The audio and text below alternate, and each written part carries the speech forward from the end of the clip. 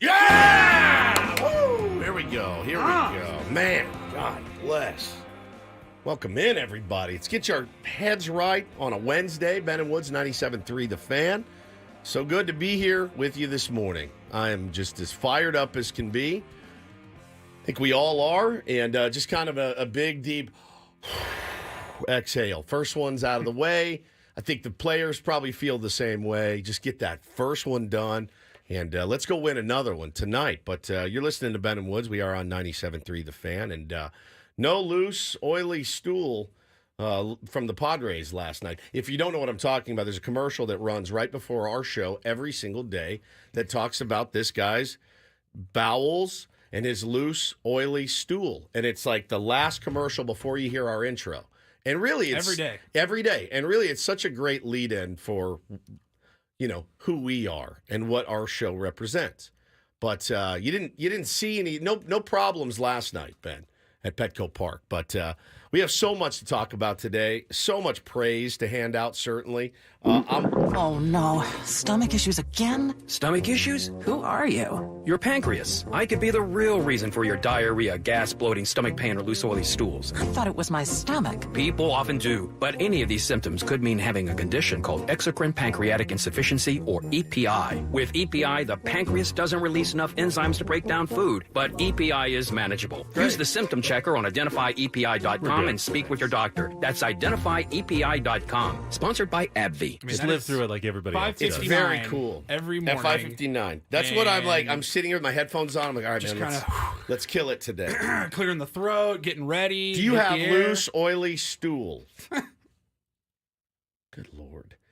So that's our lead-in. I'm Woodsy. That's Paul Reindl. He's our executive producer. Good morning, Paulie. Hey, how are you? And we've got Ben Higgins, your friendly neighborhood sports anchor. Good morning to you, Benjamin. Good morning. Sending out virtual hugs to everybody in San Diego right now. I'm going to give you a lot of credit for last night's win. You get a lot of credit for it, man. If you missed it yesterday, it was actually a Tier 1 that came up with this idea. Did you know that? It was not my idea. Really? It seemed like a Woods sort of idea yesterday. Well, you know what's cool is when your audience knows your show and then they come up with ideas and you go, yeah, dude, that's a perfect idea. And I think it was, I'll find it and give you credit because you were, it was a great idea. And I remembered it when we started the program yesterday. I said, oh, let's keep the good vibes going.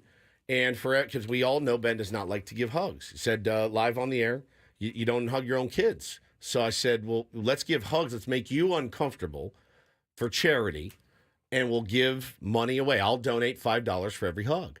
And so we did, and we raised $300 for the King of the Hill Foundation yesterday.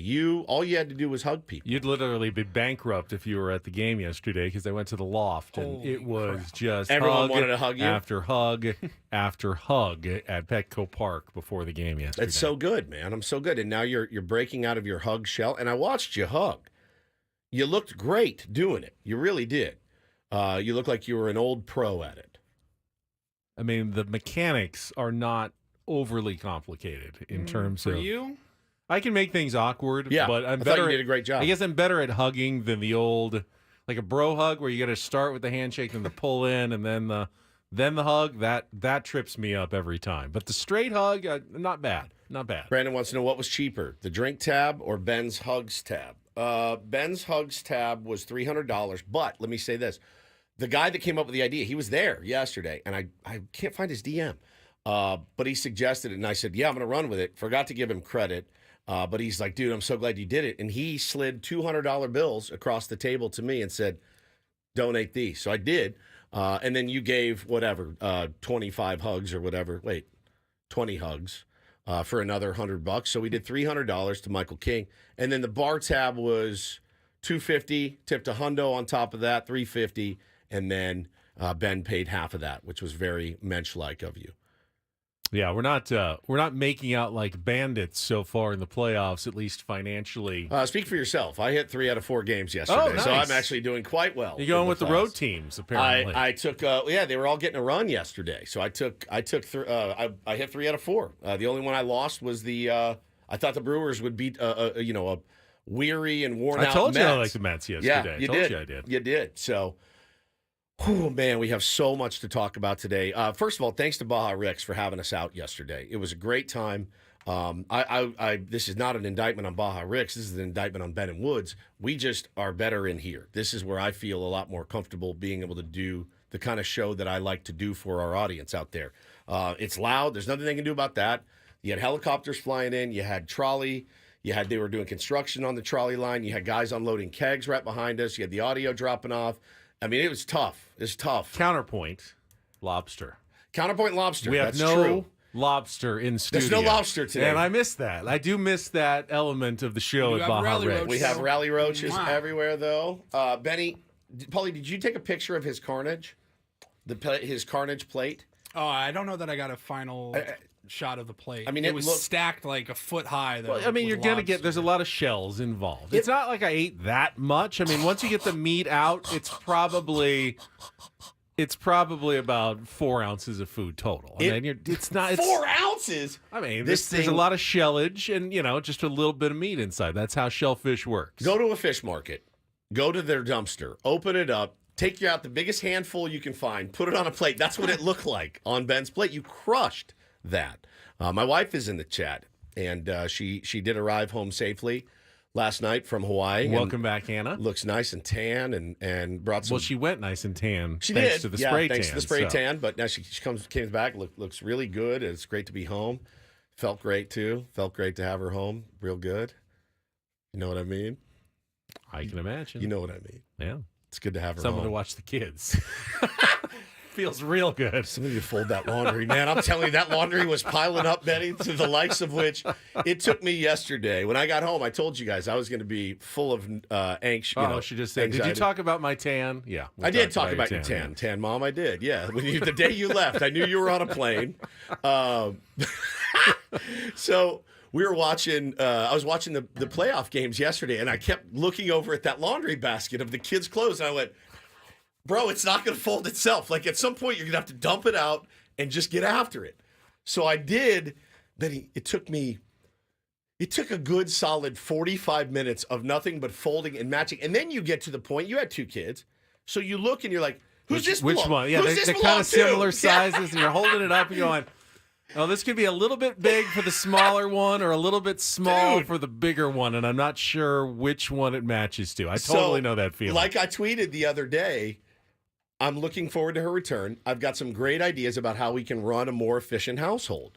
And I look forward to sharing my ideas with her. Like, number one, maybe a nice little B or T on the tag. And then that way I know, that's Bose. I can even help more if I know, who belongs to what. Make So, a PowerPoint presentation. And I don't know how to convince her do. if I don't know how to do you're arguing. Well, PowerPoint. Paulie will help you. I've That's what he never does. done PowerPoint. I was thinking about that the other day too.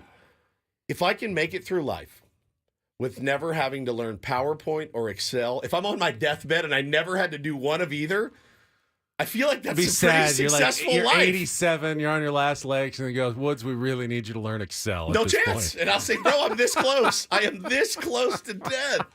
If I can get to my deathbed without having to do either of those things, I feel like that's a life well lived. You can put it on my urn.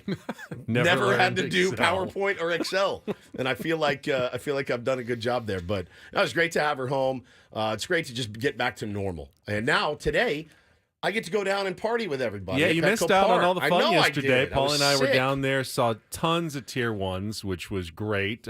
Shout out to everybody who came by, said hello at the ballpark. Really was a very, very fun evening. Obviously, we'll talk all about the games and stuff. I had a fun moment. I was in the press box with some of my television colleagues from San Diego, just chatting up before the game, waiting for the game to start. And Shocker. there's Darnay and Julian and all my peeps. yeah, and Jake from Channel 8, and they were Saw all Jake and Troy and Julian down there. Now, I noticed you didn't mention Troy. Troy I saw in the lunchroom, but he wasn't sitting with us at the time. But we're Fox talking. 5, they're elite. That's I was why. talking about how much Woods he loves the bit. We love Darnay. We love It's Julian. not a bit. I love those I guys. know. And then you go, we love Jake, and Jake goes, no. Jake goes, Woods has no idea who I I know am. Jake. I love Jake. Are you kidding? Did Jake go to fantasy camp? No. He has not yet, but I know Jake. He's got little facial hair. Yeah, I love Jake. That's Jake. Sharp. Sharp dude. Very sharp dude. As is Darnay. As is Julian, who was voted best dressed sportscaster apparently in San Diego as well. You just missed out on that one. Just missed second place again. I said I was voted most Costco dressed sportscaster in San Diego, Julian. Dude, he is, man. He's sharp as hell. Here's what. Now, he's a diminutive guy. He's not as small as you think. It's weird. It's real easy for guys that look like him to dress sharp. When you try to get bigger guys, I have two options when I go to the store. It's like, okay, here's your big, tall selections. Yeah, correct. It's this one or that one, and it's like, okay, so I can't get the blue seersucker that Julian was wearing yesterday. Into a department store. Hey, where's the slim fit? Where are those slim fit shirts that, like, I know exactly. I mean, I can see him in my mind's eye, and yeah, his pants, they come up to like here. Yeah. Okay, but he looks cool. He had a doing shirt it. that only buttoned like halfway down. Yeah, size weird. 30 waist. He's size 30 waist. Like, you can buy better clothes the smaller and skinnier you are, and I get it. When big guys, the runway models are never correct. My size, that's for sure. When guys like us when I put a suit on and a button-down shirt, it like folds over the top. It just doesn't. I don't feel sharp in it. I just don't. And those guys look sharp, so I'm not surprised he won best dressed. And we can work on it with you. Maybe get you there. Get it in the top 3 at least. I know next you year. can, but the cost associated with like the custom clothes and everything, I'm not quite ready to make that leap. It just kills you. I'm really sorry. Makes a difference, my friend. Well, see, and that's the thing, man. Is yesterday I love picking my kids up from school. I love spending time with them. I did have yesterday a little bit of the just, oh man, everybody's down there, and I wish I was, but we had a great time. The cool thing was getting to watch a playoff game with my son, who is 6 and loves the Padres so much and loves baseball so much. But I let him stay up for the whole game, and to be able to watch it with him. And I told him, I go, buddy, this is your 3rd playoff run at 6. Benny, when did you hit your 3rd playoff run as a Padres fan? That would be 1998. 1998. Yeah, there was 84 when I was a kid, 96, which lasted 2 games, basically 3 games, and then 1998 was the 3rd run of playoff lifetime. And that span was 14 years. I was, from the first one. Now, I waited, a good 4 or 5 years. We're going to Padres games before 1984. So it's like took nearly 2 decades to get three playoff runs. And I told him, I said, that's why these games are so important. Don't take this for granted at all, my friend. So he was way into it last night. But I'll tell you, he doesn't get nervous. I go, are you nervous? He goes, no. And I go, why? And he goes, I think they're going to win. And I said, oh, okay. To have that, like, innocence, and maybe he doesn't understand or grasp the magnitude, or maybe he's just used to the Padres being pretty good since he's been alive, which, by the way, a testament to... were you really not that confident, though? I was just, Paulie, I had to force vomit down. It's natural to be nervous during the postseason, but... My anxiety spiked when they got home from school, and I got dinner for us. You know what I ordered? I ordered a Cobb salad. Really? And I ate maybe 3 bites. I didn't eat dinner at all. I lost 2 pounds yesterday despite all the lobster I had in the morning because once the game came around, they even had free food in the press box. Yeah, and I was passed. I just don't have an appetite. Too nervous. Paulie, at one point, I was lying on my bed, and I was like, I got to force it down. My anxiety was through the roof, man. I wanted it so bad. Just wanted to get it off to a good start because that was the game where you looked at and you thought, yeah, we got to win this, man. These guys just got off a plane 15 minutes ago. They have no starting pitcher. So we'll get into the game, man. But it was great. It was a great night all around. I know I missed out on that, but I'll get there tonight and do our thing. All right. No cigarettes, Drew. I had the pack. Nice. You never had to go out for your Ben Affleck moment. I didn't dip in last night. All right. We will come back, set the menu. I want to talk a little bit about the pregame as well. Just a really nice scene down at Petco Park yesterday. And, of course, we will get into the 4-0 win over the Atlanta Braves in Game 1 of the National League Wild Card Series. It is all coming up. Tier 1's good morning to you. It is always great to start our day on a victory Wednesday. Ben and Woods, Paul on San Diego's #1 sports station. Kelly's Traffic here on 97.3 The Fan.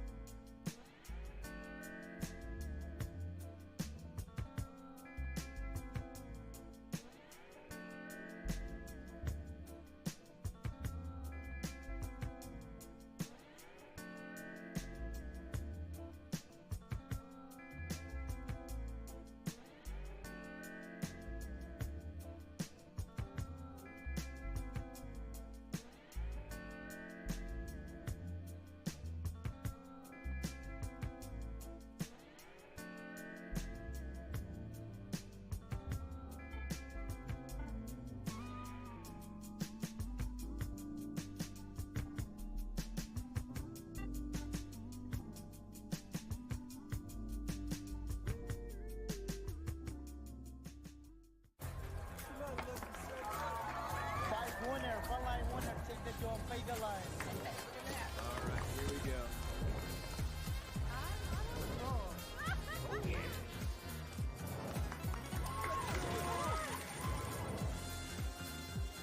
Black 17 on. That is my number. All right, hit me. Hamul Casino. Fun above all else.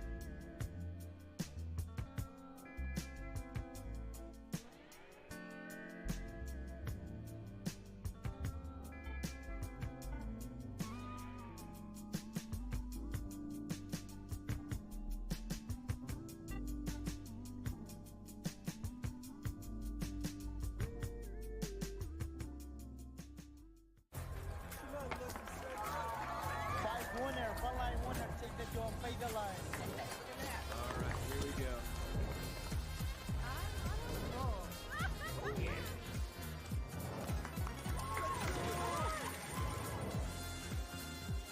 Black 17 on. That is my number. All right, hit me. Hamul Casino. Fun above all else.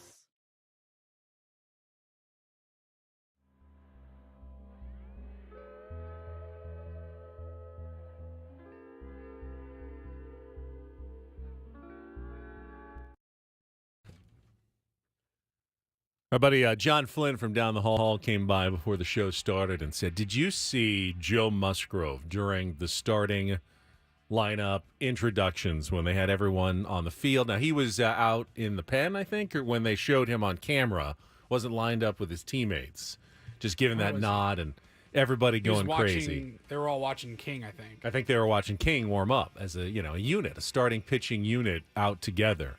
And that was a great moment. It was really fun, the pregame ceremonies yesterday. My personal Must be nice. favorite moment, though, was the Ha-Sung Kim introduction when, everyone knows he's not going to be able to participate in this postseason, but the love that he got from Padres fans standing there next to Yu Darvish, on the first base line as they introduced all the staff and then the bench players and the reserves. I thought that was a really fun moment before the game that helped set the tone. Paulie, did you have any favorite pregame moments yesterday? You know who had one of the loudest introductions, oddly, was Victor Rodriguez. Not surprised, When they man. mentioned the coaching staff and the trainers and all of that, I go, whoa, who was that? And it was Victor Rodriguez, because I was like, wow, that place was going nuts last night. Guy has changed the entire offense under his watch this year. They really are a different offense entirely. I'm just not used to hitting coaches getting their flowers here in San Diego. Not here. I mean, that was a one and done, two and done at the most gig. And Victor is one of those guys. We talked about it off air this morning. You know, the better your team plays, other teams want to come after your coaches. That's how it happens. That's how it happens in every sport. And, you got a hot assistant, or you got a hitting coach, or a phenomenal pitching coach. Like, I think those two guys are near the top of the Both priority of them, list. the crowd went insane for both Victor and Ruben yesterday. Yep. It was really cool. I mean, look, again, I'll tell you how I felt from watching from afar on television when they started the broadcast and they showed the crowd, and it looked like something out of Europe. There's smoke going off. The towels are waving. Everyone's on their feet. The towels, I know it's been done. It's almost required. Yeah. It's a good look, though. It's a great look. Postseason rally towels. Paulie's waving his now. You're hitting the microphone. You can hear it. It's just a good look. Yeah, just smacking the microphone. But I'll tell you, it means a lot, I'm sure, that the Padres fans, they get there on time. They show up. They're loud, they're in their seats and ready to rage. And they were talking about it on the broadcast. They were talking about the decibel level, how loud it was in that place. Now, I wasn't there. I hopefully get to experience the same thing tonight. But, man, it was awesome. It looked incredible. Loud before the game. It got louder in the top half of the first with King just already in a groove. And then when my man hit that home run in the bottom of the first, gave him the Manny lean, the place exploded. I do think if you're an opposing player and you have some experience going into situations like that, you can either drown it out or channel it like, okay, I've been here before. I hear these people. Let's quiet them. It can motivate you. If you're A.J. Smith-Shawver, Oh, my God. and you've only pitched like once in the big leagues all year, and Four innings or something? You're being asked to, at the last minute to throw the biggest game of your career, and then they throw you into that environment, you're going to get rattled a little bit. And it was a clear advantage for the Padres to have their own fans and have a rookie pitcher having to take the mound in that situation. And the fans stepped up and made it as uncomfortable and difficult for him as possible and got him out of the game in the second inning. I mean, that had to be, make the pun. That had to be a bummer for Brian Snitker to go to bummer in the second inning. Now, their bullpen, we'll talk about it. Their bullpen actually saved them a little bit yesterday. 100%, man. With how they performed and ate some innings and kept the Braves in that game as long as they did.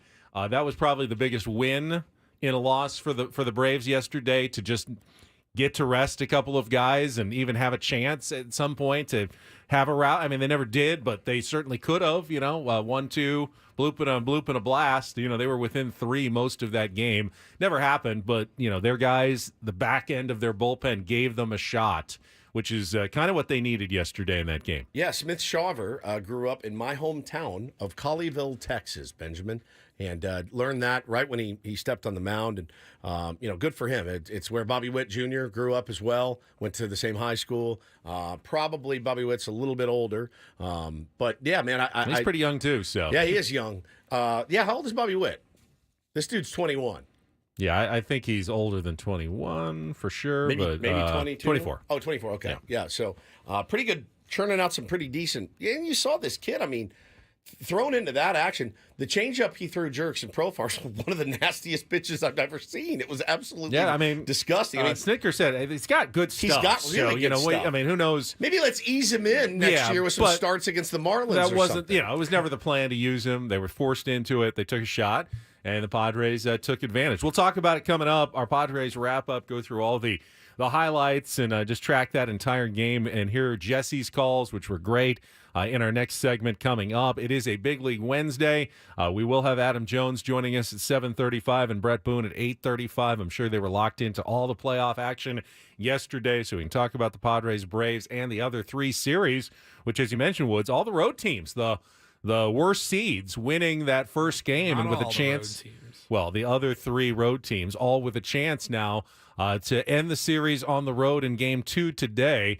You weren't that shocked. I wasn't that shocked, but baseball seems surprised that that's the way it played out yesterday. I could not have loved my day yesterday more, other than not going to Petco Park, but being able to sit home and watch those games yesterday and watch Cole Reagan's pitch and watch Corbin Burns pitch. And it was spectacular baseball yesterday, really down to the wire. A couple of games were just brilliant. Framber Valdez did not have it yesterday. We'll talk about all those games. I watched every inning. I don't, they stagger them, so I'm having to flip back and forth, which is the worst. It is the absolute worst. But we made it work. And we'll have all those updates. And since we're back in studio, we'll bring back some of our usual features. I do have a special category today for Take on Woods coming up at 7:10, and we'll have a baseball playoff-themed edition of Don't Do This coming up at 7:20. So there's your menu. Oh, Reindl Report, too, of course, in our 9 o'clock hour. There's your menu. We will come back with our Padres wrap-up, and as we do most mornings at 6:35, we will talk about what happened last night as the Padres take Game 1 of the National League Wild Card Series over the Braves 4-0. You're listening to Ben and Woods on San Diego's #1 sports station, home of the Padres, 97.3 The Fan.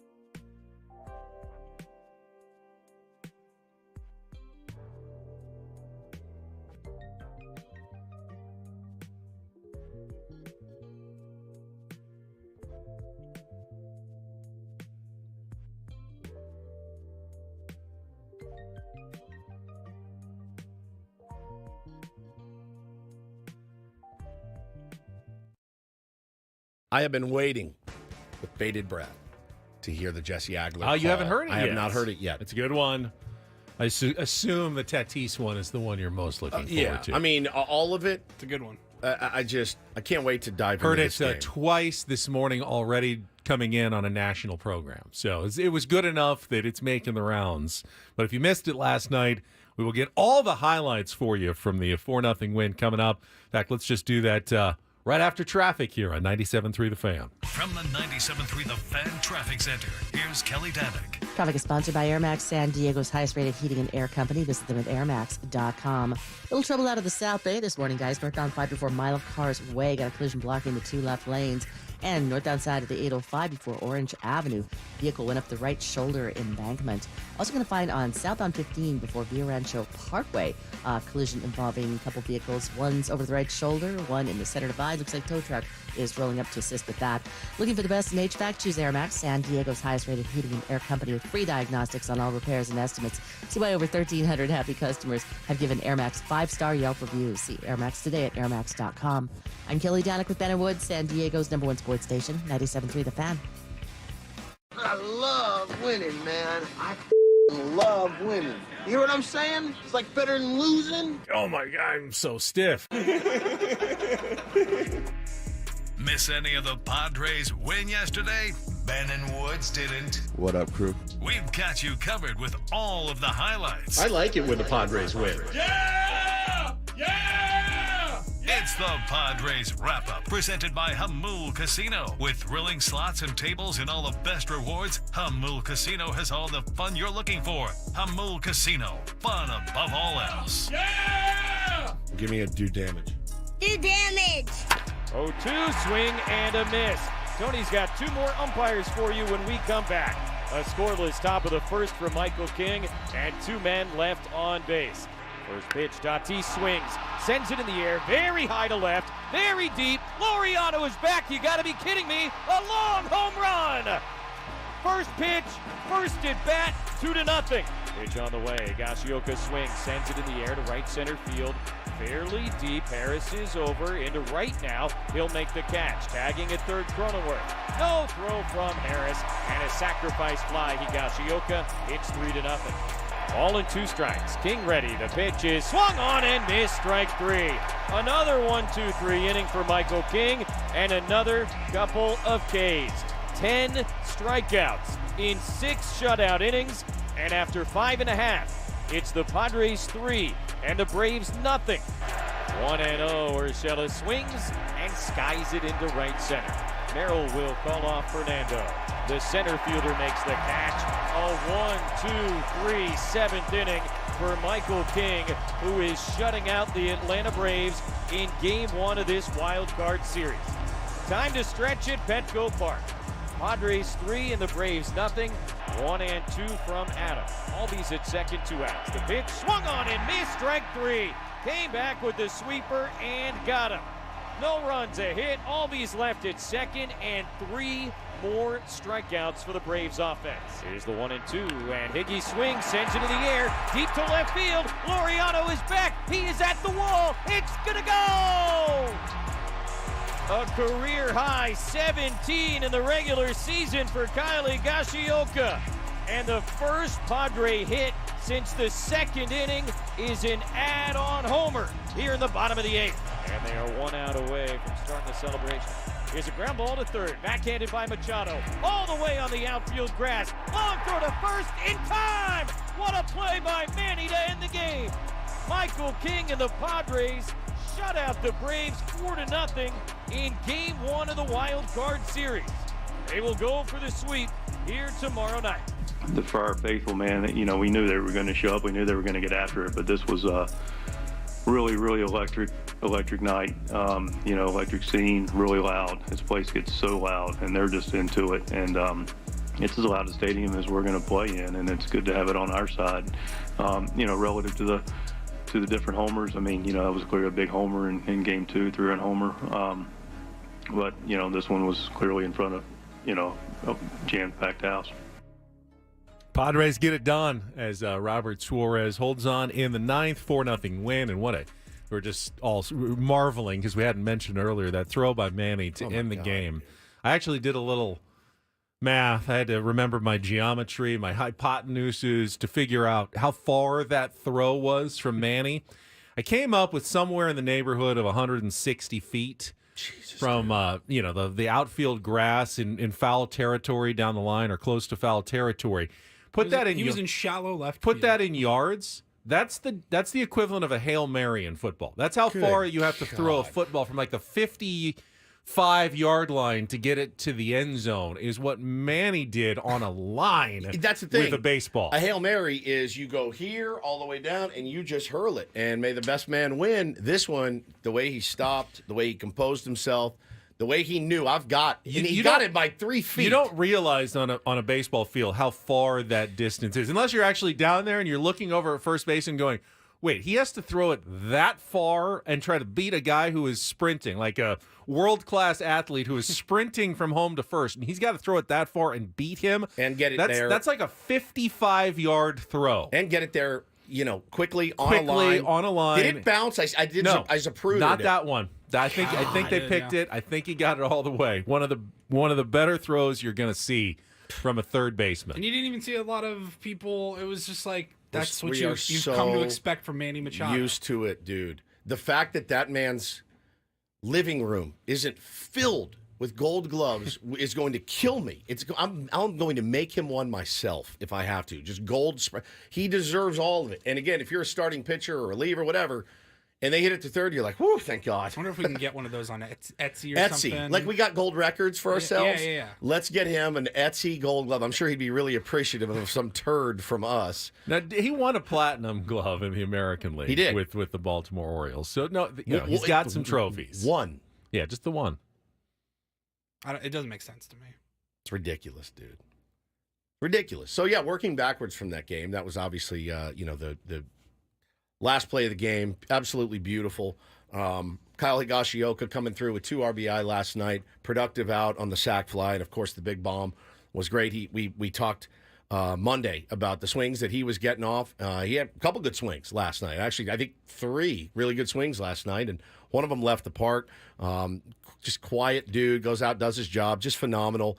And doesn't always work that way where you heat up the last couple of days of the season and it carries over to the playoffs, but it definitely felt like that was part of Kyle Higashioka, like making some better swings the last few days, and it was good to see it because we mentioned it yesterday. There's always the surprising star in the playoffs, guy who you don't really expect to contribute offensively who does step up, and yesterday it was definitely Kyle Higashioka. Well, and obviously the lion's share of the credit last night goes 90% of it goes to 2 people split between Mike Schilt and Michael King. Mike Schilt for having the I would say the wherewithal, the gumption, whatever word you want to use to say. He would use gumption. He would use gumption. Yeah. I love gumption. No, you're thinking of gumbo. Give me a nice big bowl of gumption. I love gumption. Grit and gumption. Grit and gumption.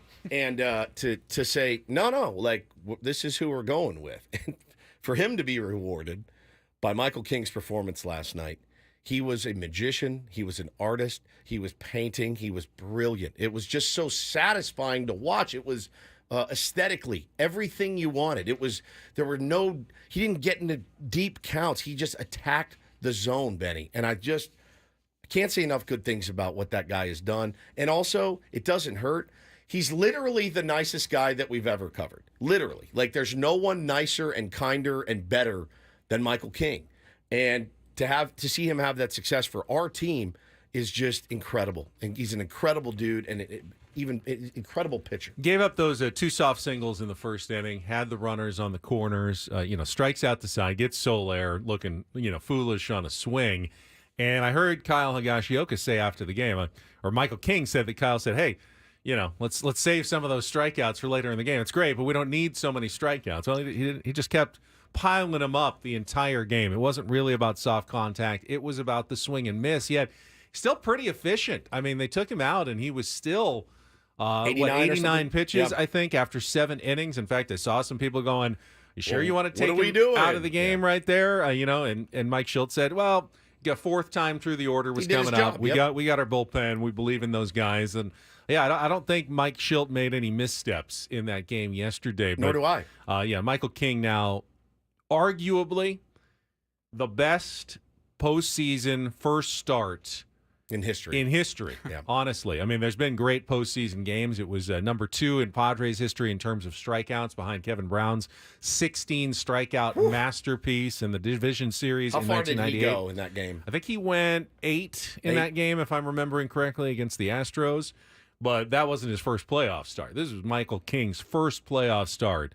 7 shutout innings. And he was kind of mad. He said, kind of wish I had given up fewer than 5 hits. Yeah. Only one, I think, actually had a hard exit velocity. The Michael Harris, the second opposite field, kind of hard grounder through the hole past Donovan Solano, but worked out all those early jams pretty efficiently, and then really wasn't threatened much after that. The Braves just had no answer for the tunneling, sweeper that looked like it was a strike. I mean, some of the swings he got on balls that were literally 4 feet outside that looked like they were strikes at the beginning, and they just looked hopeless up there. Hopeless. Makes you want to, if you're a young player and you're watching that game, it's one of those performances you go, I can't do this. There's no way I'll be able to succeed at that level if that's the kind of stuff that they're throwing. The sinker that he threw to Soler that tied him up in the first inning to get out of the inning, oh my God, Benny. It was art, man. It really was. And no walks is just beautiful. You cannot walk guys. You cannot walk guys in that lineup because they will hurt you. And you didn't. You went out. You threw up a shutout, 12 Ks. David Cohn was talking about it last night. And there's a lot of David Cohn. There's a lot of Michael King and David Cohn and Michael King. They were kind of similar type pitchers. And he was talking about how he doesn't have a lot of whiffs tonight. When he gets ahead, that's when he's like, all right, I will absolutely, this is when I'm going to use my most devastating pitch to get the strikeout. And he did. Normally a guy with that many Ks, Ben, the pitch count is a lot higher. But he would just dot the first pitch, get a foul ball, and then attack. He was brilliant. Brilliant. I just couldn't be happier for him. The thought process of Fernando Tatis Jr. just to be ready to attack. And he said, I was going up there hunting a fastball and planning to swing out of my shoes on that first pitch. And I've got to imagine that A.J. Smith-Shawver, after the game, waking up going, why did I try to get a fastball by him on the first pitch? Yeah. That's not good thinking on my part, because you think of Tatis. What does he want to do? We got this electric crowd, record crowd, sellout. He wants to make an early statement. He might be hunting a fastball. And if you're going to throw one, you certainly can't throw it there at 94. How do you on the inner half? Just a huge mistake by Smith-Shawver. Yeah, after the AB to Arise, and you almost got him to K. He swung at ball 4 up in the zone, and then Luis Arise does what Luis Arise does and just serves it to the left side. And then Tatis comes up. The crowd is going wild. How do you not pull the string on a changeup first pitch there? And then he's done. He's done for. You throw 93, 94, man. Like, you're going to be able to spot that up, but you cannot throw that first pitch to him. So I was in the press box, and I was in the top row, so you can't see. Once the ball goes in the air too high, you can't see it. But most home runs stay low enough where, okay, I can tell that's gone. That was hit so high, we all thought, oh, that must be a flyout. There's no way you can hit a ball there was a 39-degree launch angle and get it out of the park. In fact, it was the highest launch angle at the highest exit velocity of any home run this season. There was only one other ball hit all year at that 112 and 39, and it was a flyout, 388 feet. But that one was one of the more spectacular, impressive home runs I've seen in person in my life. It took about 13 minutes to come down. I mean, I could not believe Laureano was going back and I go, okay, he's going to settle under it. Yeah. And it's like, when is this ball reemerging from, it disappeared like 8 seconds ago, and I still haven't seen it come down. Where did this ball go? Because I can't see it. And then finally comes down up in the second deck, and I'm going, holy moly. It got me. It's Fernando Tatis Jr. I shot out of bed. Like, I was laying on my bed. I shot like a cannon out of bed and just was like, F yeah. I couldn't believe it. I thought I blew out my voice totally after that. It was brilliant, man.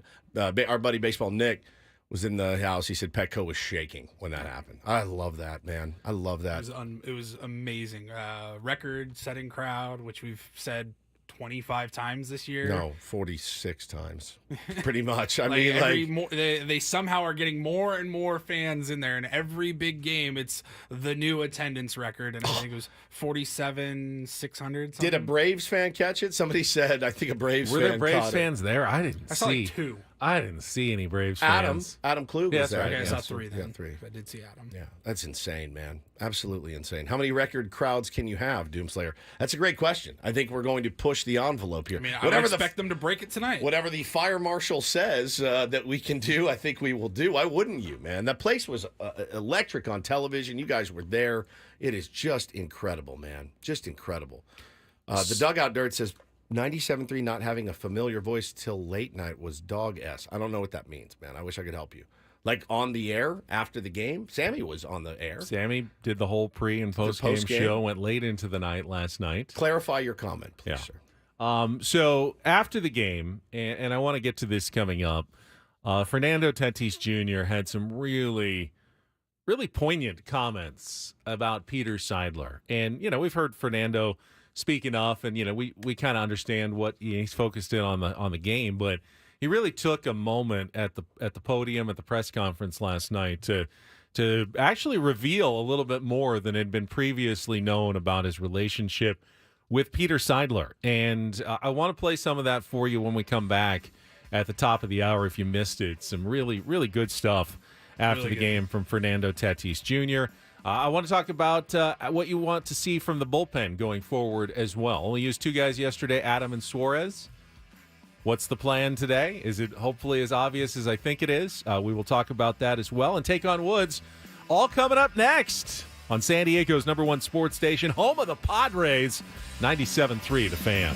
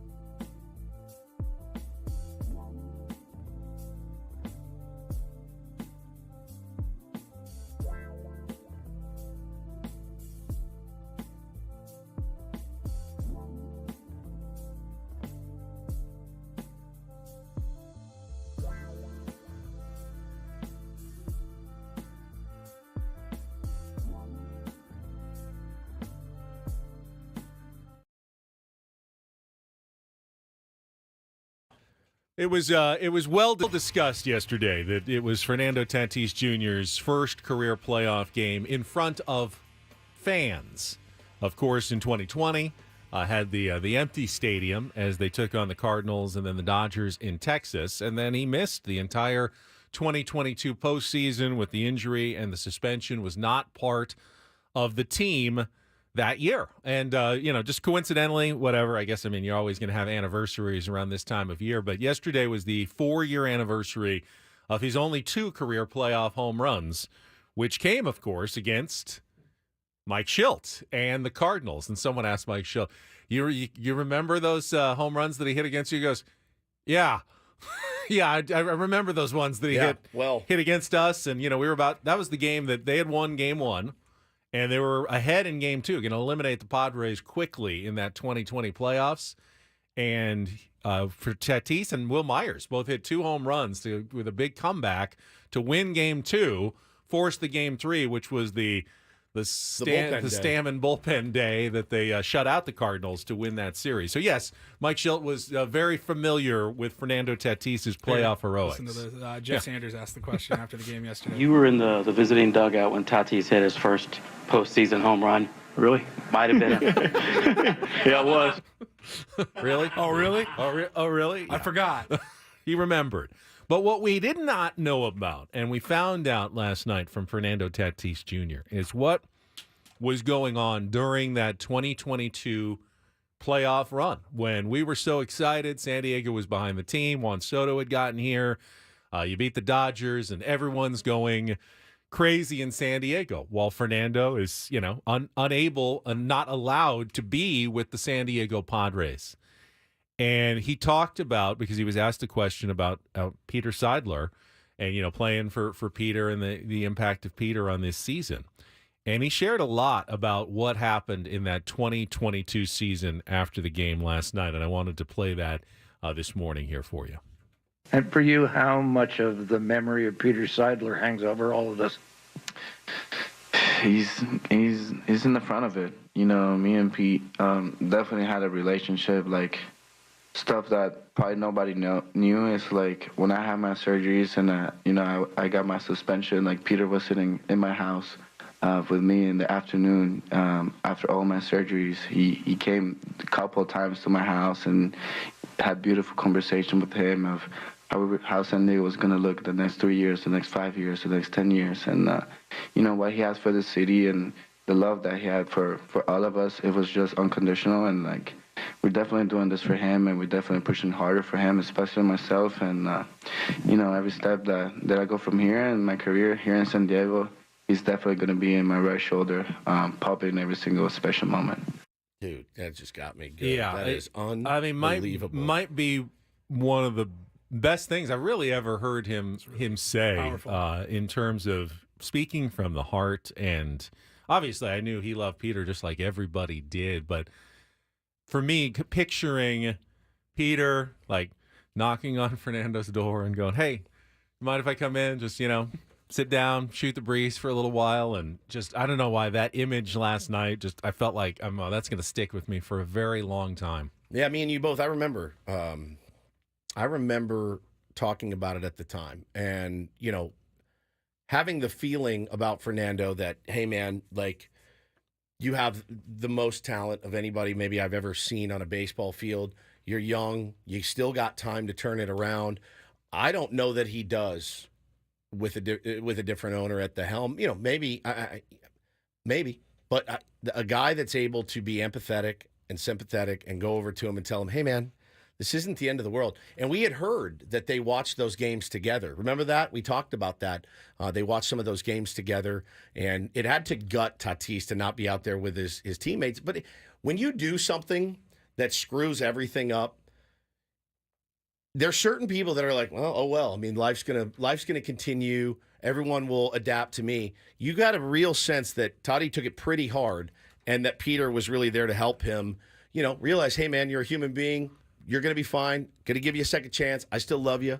Remember, before the suspension, Peter Seidler committed a statute contract, over $300 million to Fernando Tatis Jr. And there are some owners when they commit that kind of money and then don't see that return right away, that don't have that kind of reaction. In fact, we're going to talk about one of them in Don't Do This in just a couple of minutes. And you'll hear from him. And a very different sort of reaction for an owner who felt like he overpaid for damaged, non-effective goods in the offseason. But Peter didn't act that way. He said, no, everyone makes mistakes. We're gonna work this out. We're gonna spend more time with you, and we believe in you, and we love you, and we're gonna support you through this. And you're gonna come back, and you're gonna be that player. And now he is that player again that we remember, making big moments like he did last night. When I saw that clip yesterday, the first thing I thought of was back in 2022. It was probably mid-September. I was down at Petco Park. And during batting practice, I was kind of sitting behind home plate on the the big padded wall there. And I was sitting by myself, just watching, hanging out. And Peter Seidler walked by. He sat right next to me, and I'm like, does he want me to talk to him right now? Right. Like, does he must not have saw me or something.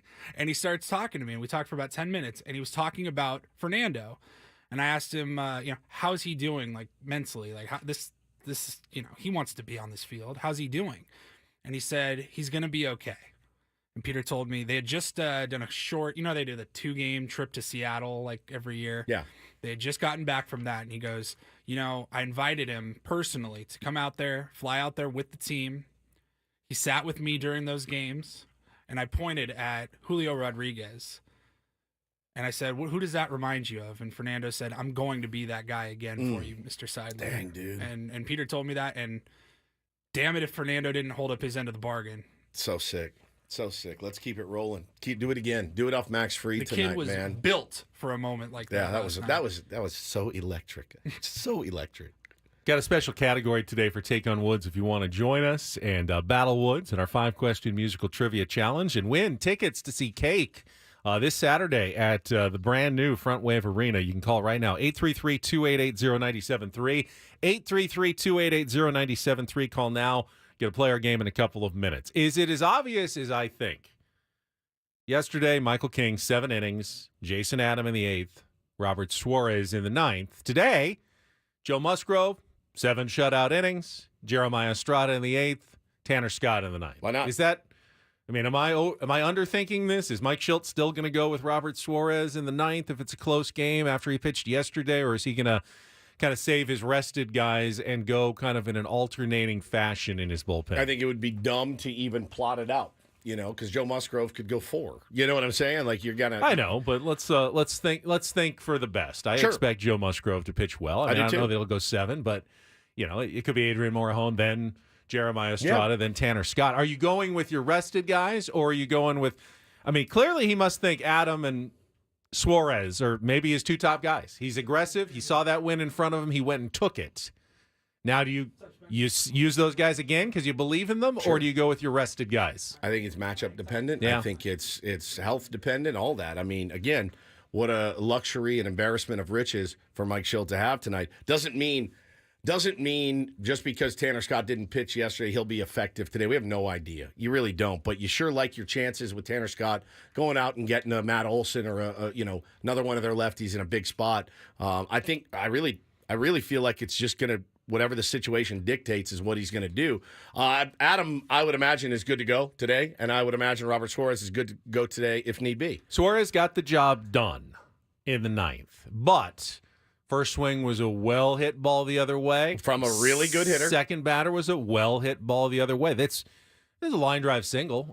Wait, the Olsen almost went yard. Yeah, and then the single the other way. Yeah, I don't doubt. That's how they get Robert Suarez now. Okay, it's take the 100 and just line it the other way. And then he nearly got out of it 1, 2, 3 with the double play. Yeah. And then got the final out to Manny. And it wasn't that high stress. No. He certainly could come back tomorrow. How many pitches did Robert Suarez throw? Not many. I would say felt like less than 15 would be my guess. He threw 15. No, 8 pitches. So he certainly could come back today. Will he come back is the question. I don't know. I don't know the answer to that. The bullpen is as fresh as a daisy right now, man. Literally fresh as a daisy. Yeah. So you got a lot of different options. Adam threw 15 pitches, struck out 3 guys. I think it's really Suarez threw 8. I think it's really important too to make sure that you get some guys in to get that experience, right? Maybe some of these guys haven't thrown in those big games. Yeah, build a nice 8-0 lead early and Jeremiah Estrada, use a couple of your guys. Wandy Peralta. Why not? I don't mind that either.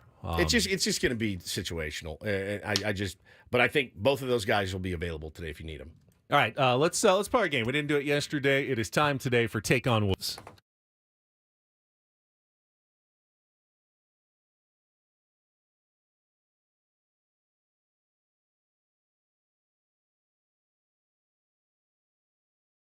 All right, Spencer is going to be our contestant in Take on Woods. It's brought to you by Valvoline Instant Oil Change. It only takes 15 minutes. You don't have to get out of your car. For directions and discounts, go to SoCalOilChange.com. That's SoCalOilChange.com. Spencer, good morning. Good morning. New contestant, first time? I don't remember your name. First time. Yes. First time. All right, good luck to you. Get it. Normally, I let you choose the category, but today we got a special category, and I'm going to pick it for you. Today's category, Spencer, is called Wild Card in honor of the Wild Card series. In fact, I was listening to organist Bobby Cressy yesterday before the game, and I always try to see if I can figure out what he's playing. And I heard him play Wild World by Cat Stevens, and I go, "Oh, Bobby, he's doing a little theme." And I go, "Wait, I can do a theme for Take on Woods." So all of today's answers, song titles, the wild card round. We're in the wild card round.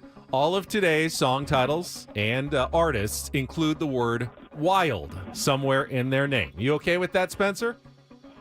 I understand. All right, so you got 60 seconds to answer as many of the 5 as possible. I think this is a doable category. If you don't know an answer, pass on it. We'll come back to it if there's time left on the clock. First question's the 2-second song. Give me that song title and the artist to score the point. If you beat or tie Woods, we're going to send you to cake at the brand new Front Wave Arena up in Oceanside. Very first concert is this Saturday. Good luck to you, Spencer. Are you ready to play? I'm ready. Paul, you good? I'm ready. All right, 60 seconds on the clock. In the category, Wild Card. Spencer, your time begins when Paul plays the music. Good luck. Let's take on Woods.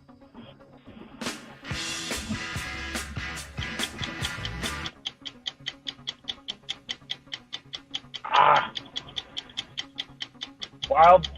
You can pass. All right. The punk band X recorded a cover version of which song by the Trogs that should be very familiar to fans of baseball movies?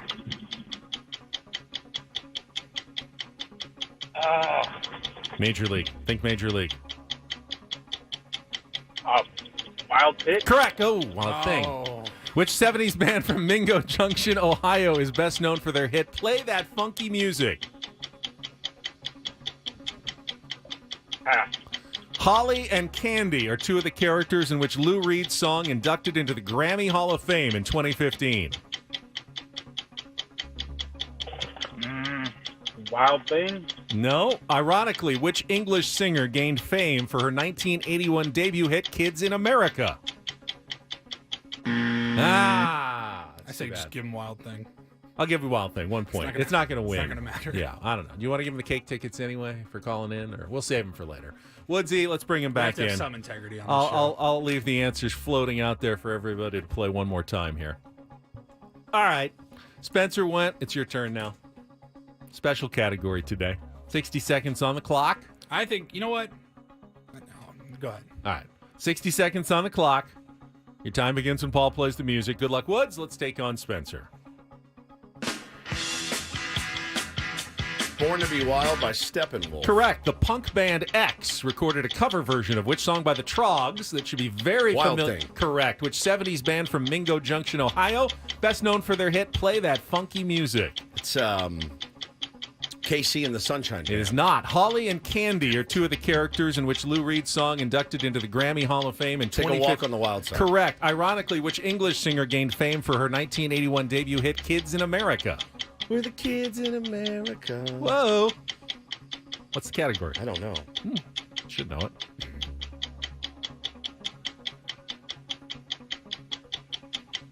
Crap. I don't know. I'm out. All right, 3-1. You did win that game. That was a wild card for the wild card series. Born to Be Wild, Wild Thing. You did not get Wild Cherry. I always do that. I think everybody makes that Every mistake. funk band is Casey and the Sunshine Band in your mind. No, Walk on they're the not Wild Side. funk. And Kim Wilde. Kim Wilde. Is Ooh, Kids very in America. good. Very good. I was inspired by Bobby Cressy, who was playing A Wild World by Cat Stevens on the Ballpark, Oregon. Great one. For the Wild Card Series yesterday. I love when you get inspiration. I say we give Spencer the tickets because you didn't let him pick the category. You picked It's true. I was a special category. Give it to Spencer, him. you want the tickets. Thanks for calling They're in and yours, playing. buddy. Stay on the line. Paulie's going to get your information. You can go see Cake at Front Wave Ben's Arena. like, I'm just going to pick the category for you. Well, I mean, sometimes categories sit there for like a week, and if a week had gone by, wild card is no longer You that didn't wanna appropriate make another next category. week. I get it. Well, yeah, I just I wanted get to use that one today. Sorry, everybody. Give it to him. That's Sorry, fine. everybody. Yeah, we'll give it to you, Spencer. Thanks The for calling in. X cover of Wild Thing is absolutely elite. It is. Elite. It's just And Rick Vaughn is coming in. It's and way better. The one-game playoff against the New York Yankees. It's way better than the Trogs. I mean, way better. Way better. Way better. It's not even close. X is just one of the best. Now, it wasn't bands. made for the movie. It was actually a 1984 cover. It was just used in the in it. movie. It was perfect. But perfect usage. Perfect. In that spot. All right, we've got Don't Do This coming up next. It's a special baseball-themed, playoff-themed version.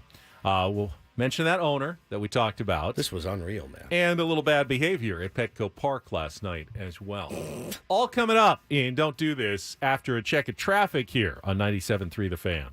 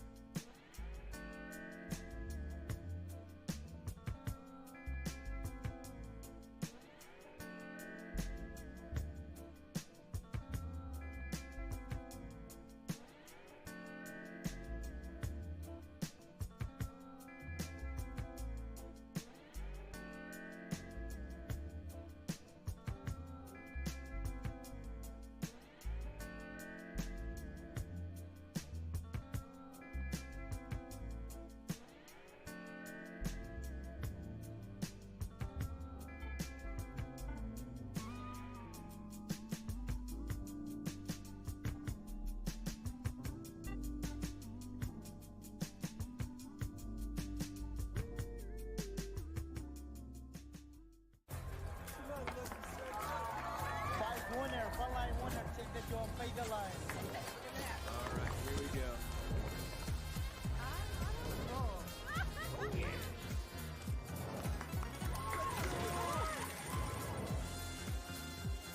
Black 17 on. That is my number. All right, hit me. Hamul Casino. Fun above all else.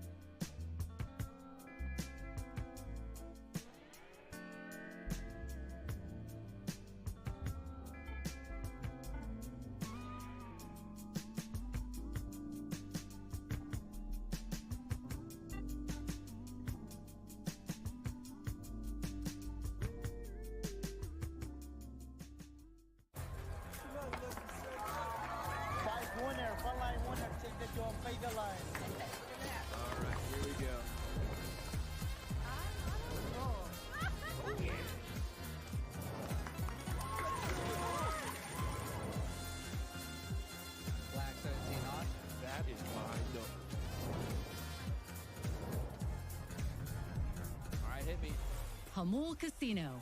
Fun above all else.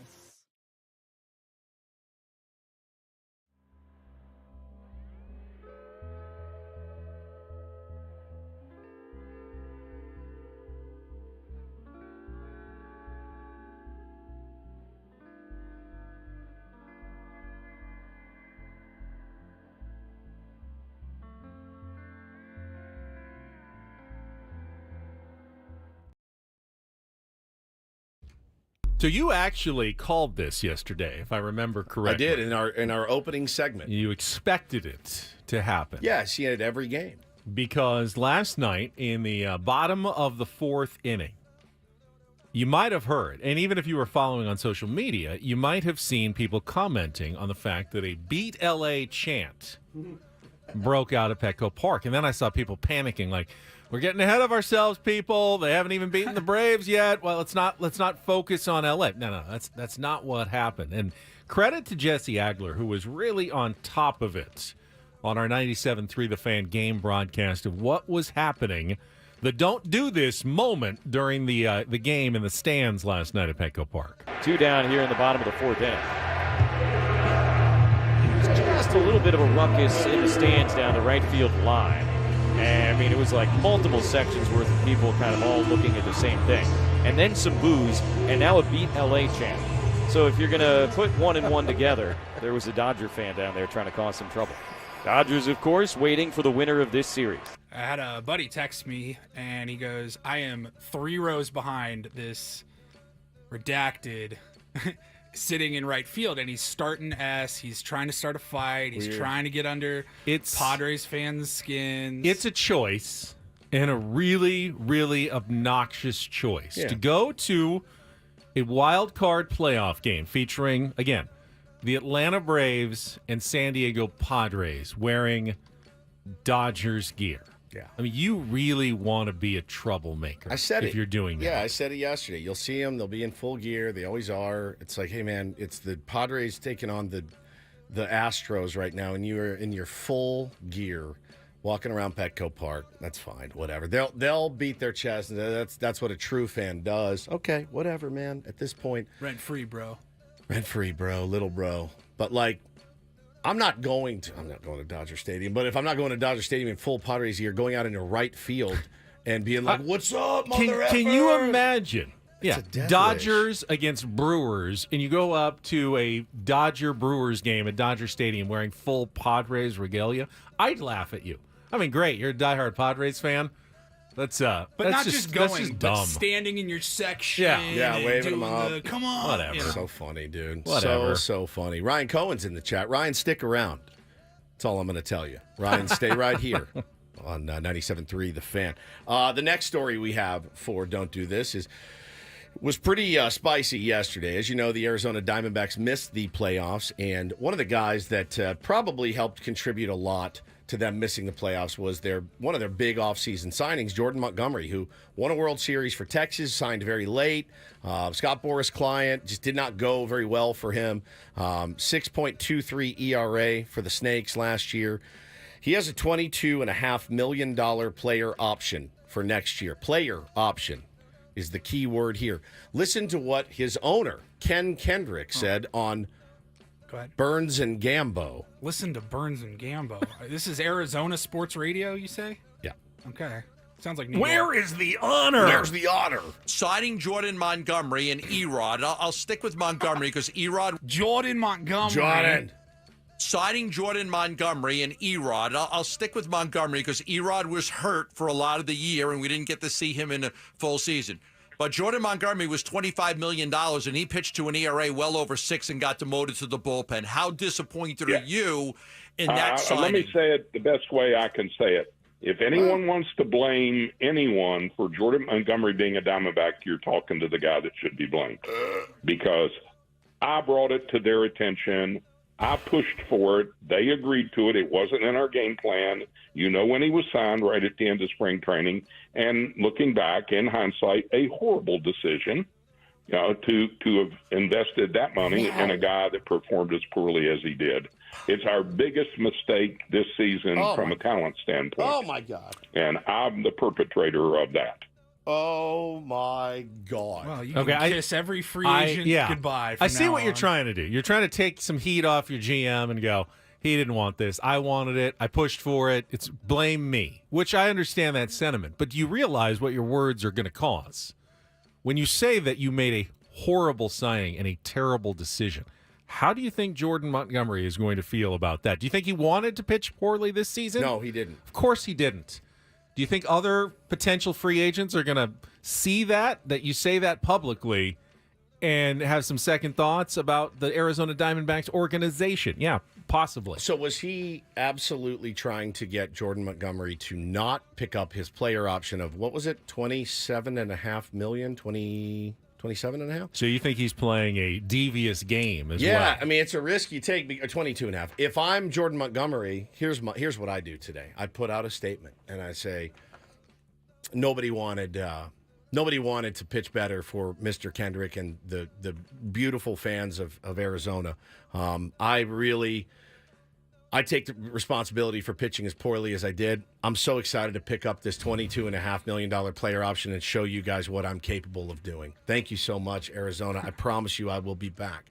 I would jam it down that guy's throat, and I'd be like, you're paying me every single nickel of that $22.5 million. And if you trade me, fine, you're still paying me 20. Now you're going to pay me $22.5 million to pitch against you, and I will see you again. And every time I see you, I'm going to stick it up. Right?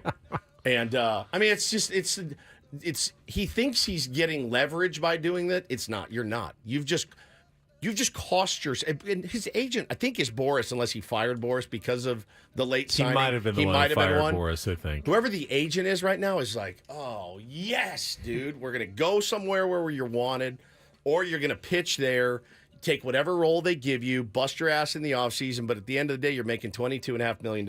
This guy needs to button it up. You know, he needs to button it up as the owner. It's not a smart decision. Finally, a little doo-doo this. DD mega doo-doo. Paulie brought one to the table this morning involving someone who is in our chat right now. Our beloved Ryan Cohen he was on, I don't know what they call it, the watch party. It's like a YouTube stream. Yep. 3 guys sitting on a couch for John Boy watching the game. You're just watching the reactions. And, of course, Ryan Cohen during any Padres game, a Wednesday night in April, he's a lunatic.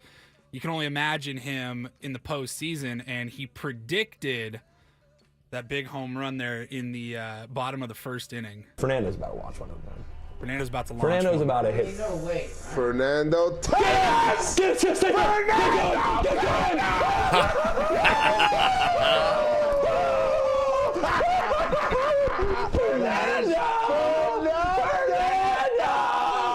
Let's go! See ya! First pitch in front of the crowd in the playoffs. Adios! Yo, what? Adios! Bro! Adios! Adios! Adios! I love it. Well done, Ryan. Where do we get those recliners that they do their show? Really? And that would be No nice. kidding. Wouldn't it? That's sweet. I'm not Sweet allowed to, setup. I'm not allowed to have those. That's my idea for playoff cabin. You know, like Yeah. that's what I wanted. I wanted playoff cabin, but Cameras everywhere. the Playoff cabin. Yeah. the playoffs sneak up on us every year. So I just Do we go into the confessional, like, and record be our like, private thoughts? Ben is driving me absolutely bananas. All he's doing is math the whole time. I can't believe this. That was great. The playoff cabin confessional would be incredible. I just wanted a quick bonus. Do this. We didn't get to it yesterday, but it was announced on Monday. And I thought this was really cool. So this is the National Collegiate Baseball Writers Association. They launched a new award this week. It's called the Tony Gwynn Community Service Trophy, and they are going to announce it every year at the College World Series. Basically, nominees from colleges, student athletes who are active in their communities, representing their programs with integrity, excelling on the field, and are going to be honored. They're going to, do a vote, and it's kind of like the Roberto Clemente Award, sort of, for Major League Baseball players, but a college version named after Tony Gwynn. Obviously, he did a ton in San Diego with the Tony Gwynn Foundation. He and Alicia and the Gwynn family have always been huge in the community, and it's nice, even now, more than 10 years after Tony's been gone, that he's still being remembered and honored this way. Of course, Luis Arraez just won the Tony Gwynn Award, the National League batting title, named the Tony Gwynn champion trophy for Luis Arraez for the third time, winning one of those. So another award named after Tony, which I thought was really cool. Yeah, a really, really good award, and congratulations. And that's Don't and Do This for a Wednesday. That was Don't Do This with Ben and Woods on 97.3 The Fan. Oh, we got Big League Wednesday. Adam Jones and his thoughts on, the Orioles lost, the Padres win last night. Got a lot to discuss with AJ when we come back here on 97.3 The Fan.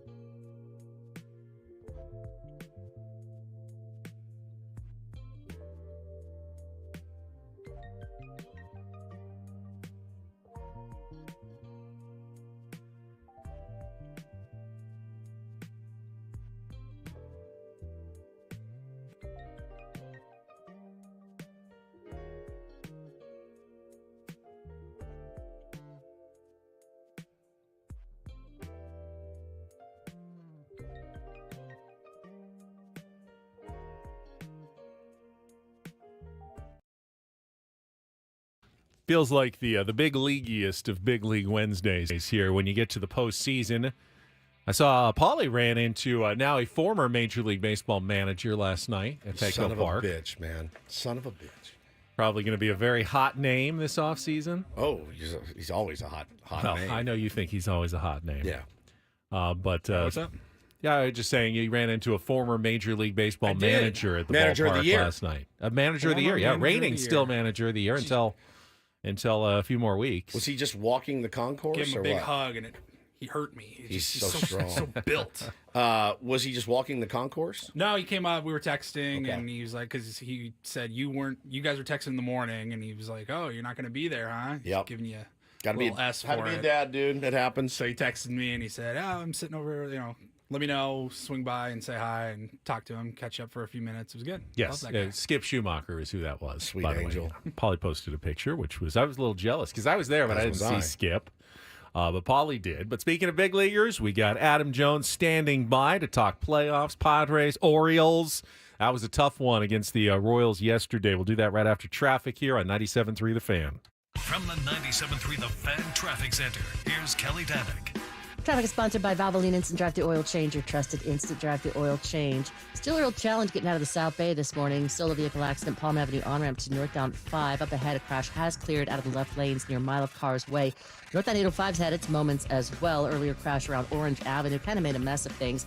Now, up ahead past Imperial, we've got this stalled big rig in the slow lane.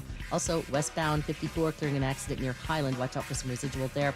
Westbound King Freeway, two-car collision before the 125. It's over the right shoulder. Stop by any of the 30 San Diego Valvoline Instant Oil Change Centers. You don't have to get out of your car. It usually only takes 15 minutes or less. Plus, get a free courtesy check of your tires and battery. Visit SoCalOilChange.com for directions and discounts. SoCalOilChange.com. I'm Kelly Danick with Ben & Woods, San Diego's #1 sports station. 97.3 The Fan. You know what that means? It is a Big League Wednesday, and we got the 5-time All-Star Adam Jones joining us here. Playoffs are underway, Adam, and Michael King was nasty. I know there are a lot of nasty pitchers in baseball, especially in the postseason, but that was some filthy stuff last night. Hey, gentlemen, how you guys doing? Good, buddy. Oh, of course. I mean, 7 innings, 12 Ks. That was a really good start. Again, it's the playoffs, and that's what you needed out of them. You needed the length.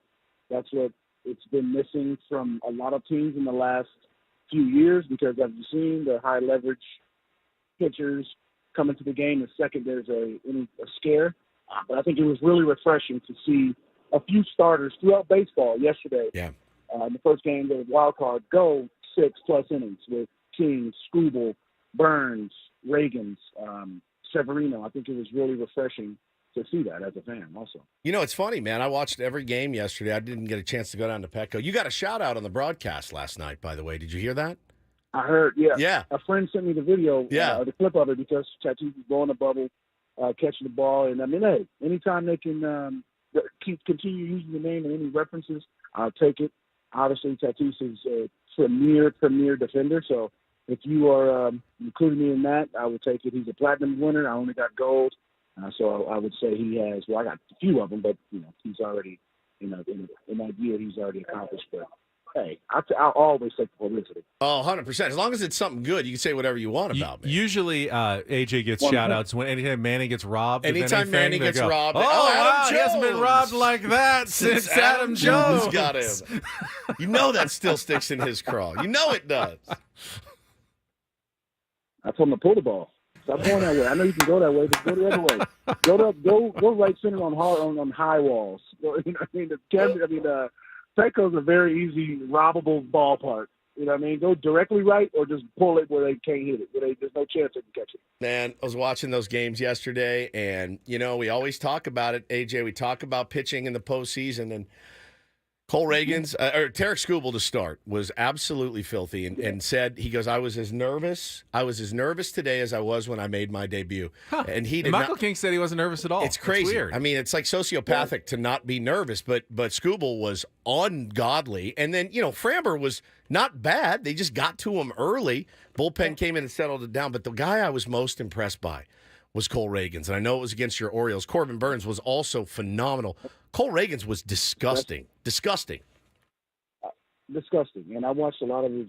I watched the whole game, and people were saying, "Oh, this at bat, that at bat." I mean, the main at bat to me was the McCann at bat, then followed by Gunnar Henderson. He went change up at 84 at the knees. Then he went 95 up and in that you can't even foul off, and then he went to just a hammer curveball. Like, come on, he's striking out Willie Mays in that with that sequence. Okay, here's what it is. He was good. He was good. Tip your cap. Tip your cap. You got game 2 today. I mean, you can't worry about him yesterday. But that's the thing is that, sometimes you say, oh, we struggle. Well, you know what? Why'd you struggle? Because the pitcher put his foot down my throat. That's why you struggle. Yeah, Everybody always Snitker. Go, well, he didn't hit. He didn't hit. No, it's not about he didn't. It's the dude forced it. Yeah. Now, if he just like, here's a softball, Manny. Here you go, Manny. Here's just, Merrill, here. Let me just lob it up to you. No, anybody. Adley, here you go, buddy.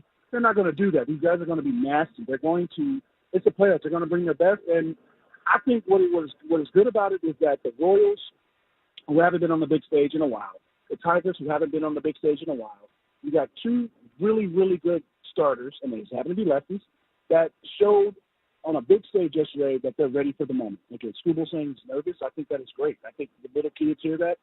Like, you should hear that. Like, look, even on the biggest stage, the major leaguer is nervous. He still has some timidness to him. I think that is great for young kids to understand. And then what he did, he went out through 6 innings. He got hit on the wrist, and early in the game, he said, I'm good. I'm going to come back out. And like, watching that game and watching the stuff, they're throwing 92-mile-an-hour changeups, 92-mile-an-hour sliders, and 99. fastballs. Yep, just insane. 99, just playing all day, and it was bananas. And Brian Snitker, it was a good day for starting pitchers. It really was, man. It was fun. It was fun. Whoa, it was fun to see starting pitching being, the feature. And listen, the first home run hit in the postseason yesterday was by Fernando Tatis, who hit a moonshot. But Michael King, Brian Snitker said the same thing about King after the game. He goes, no, we didn't. I mean, like, it didn't matter what the rookie pitcher did. It didn't matter what, the bullpen did a great job at holding the Padres to only 4 runs based on everything that we've been through. But you got to give credit to these starters, man. These starters were unbelievable. Michael King had guys swinging at pitches 3 feet out of the zone. His stuff was moving so nasty yesterday. So always fun to see in the postseason. Yeah, it was great. I mean, what he was doing yesterday was first of all, he attacking the zone. And that's why I love Snit. I've always loved him because, again, we live in an era where you get beat and you don't want to get credit. You get beat and say, oh, well, I didn't do that. No, you got beat and you got smacked in the mouth, stuck it up, admit it, and come back the next day ready to go. That's Snitker. That's why I've always liked Snitker's attitude. But this new era, and especially with the fandom, is like, oh, man, my team's we're hopeless. We got what? Damn. Why you don't come to the next game? You know what I mean? Right. Snit knew, hey, look, we've been in this situation before. We've been champs. We've been to 2 World Series. We've been to the NLCS in the last few years. We're down 1. That's okay. We're down 1. It's 1-0. Again, we have to win tomorrow? Like you said, we don't have to win 2. We have to win tomorrow because it doesn't matter if you don't win tomorrow. So I've always loved Snitker's his attitude. And, again, that comes with being there before. Yeah. When you are 22 in your first real-life situation, you don't know how to handle it.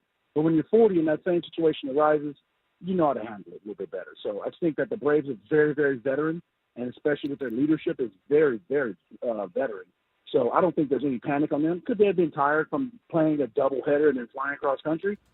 Yes. Is that an excuse that anybody will use? We obviously know the answer is no. It's playoff time, baby. If you can't get yourself up for that, I don't care who you are. You must be dead.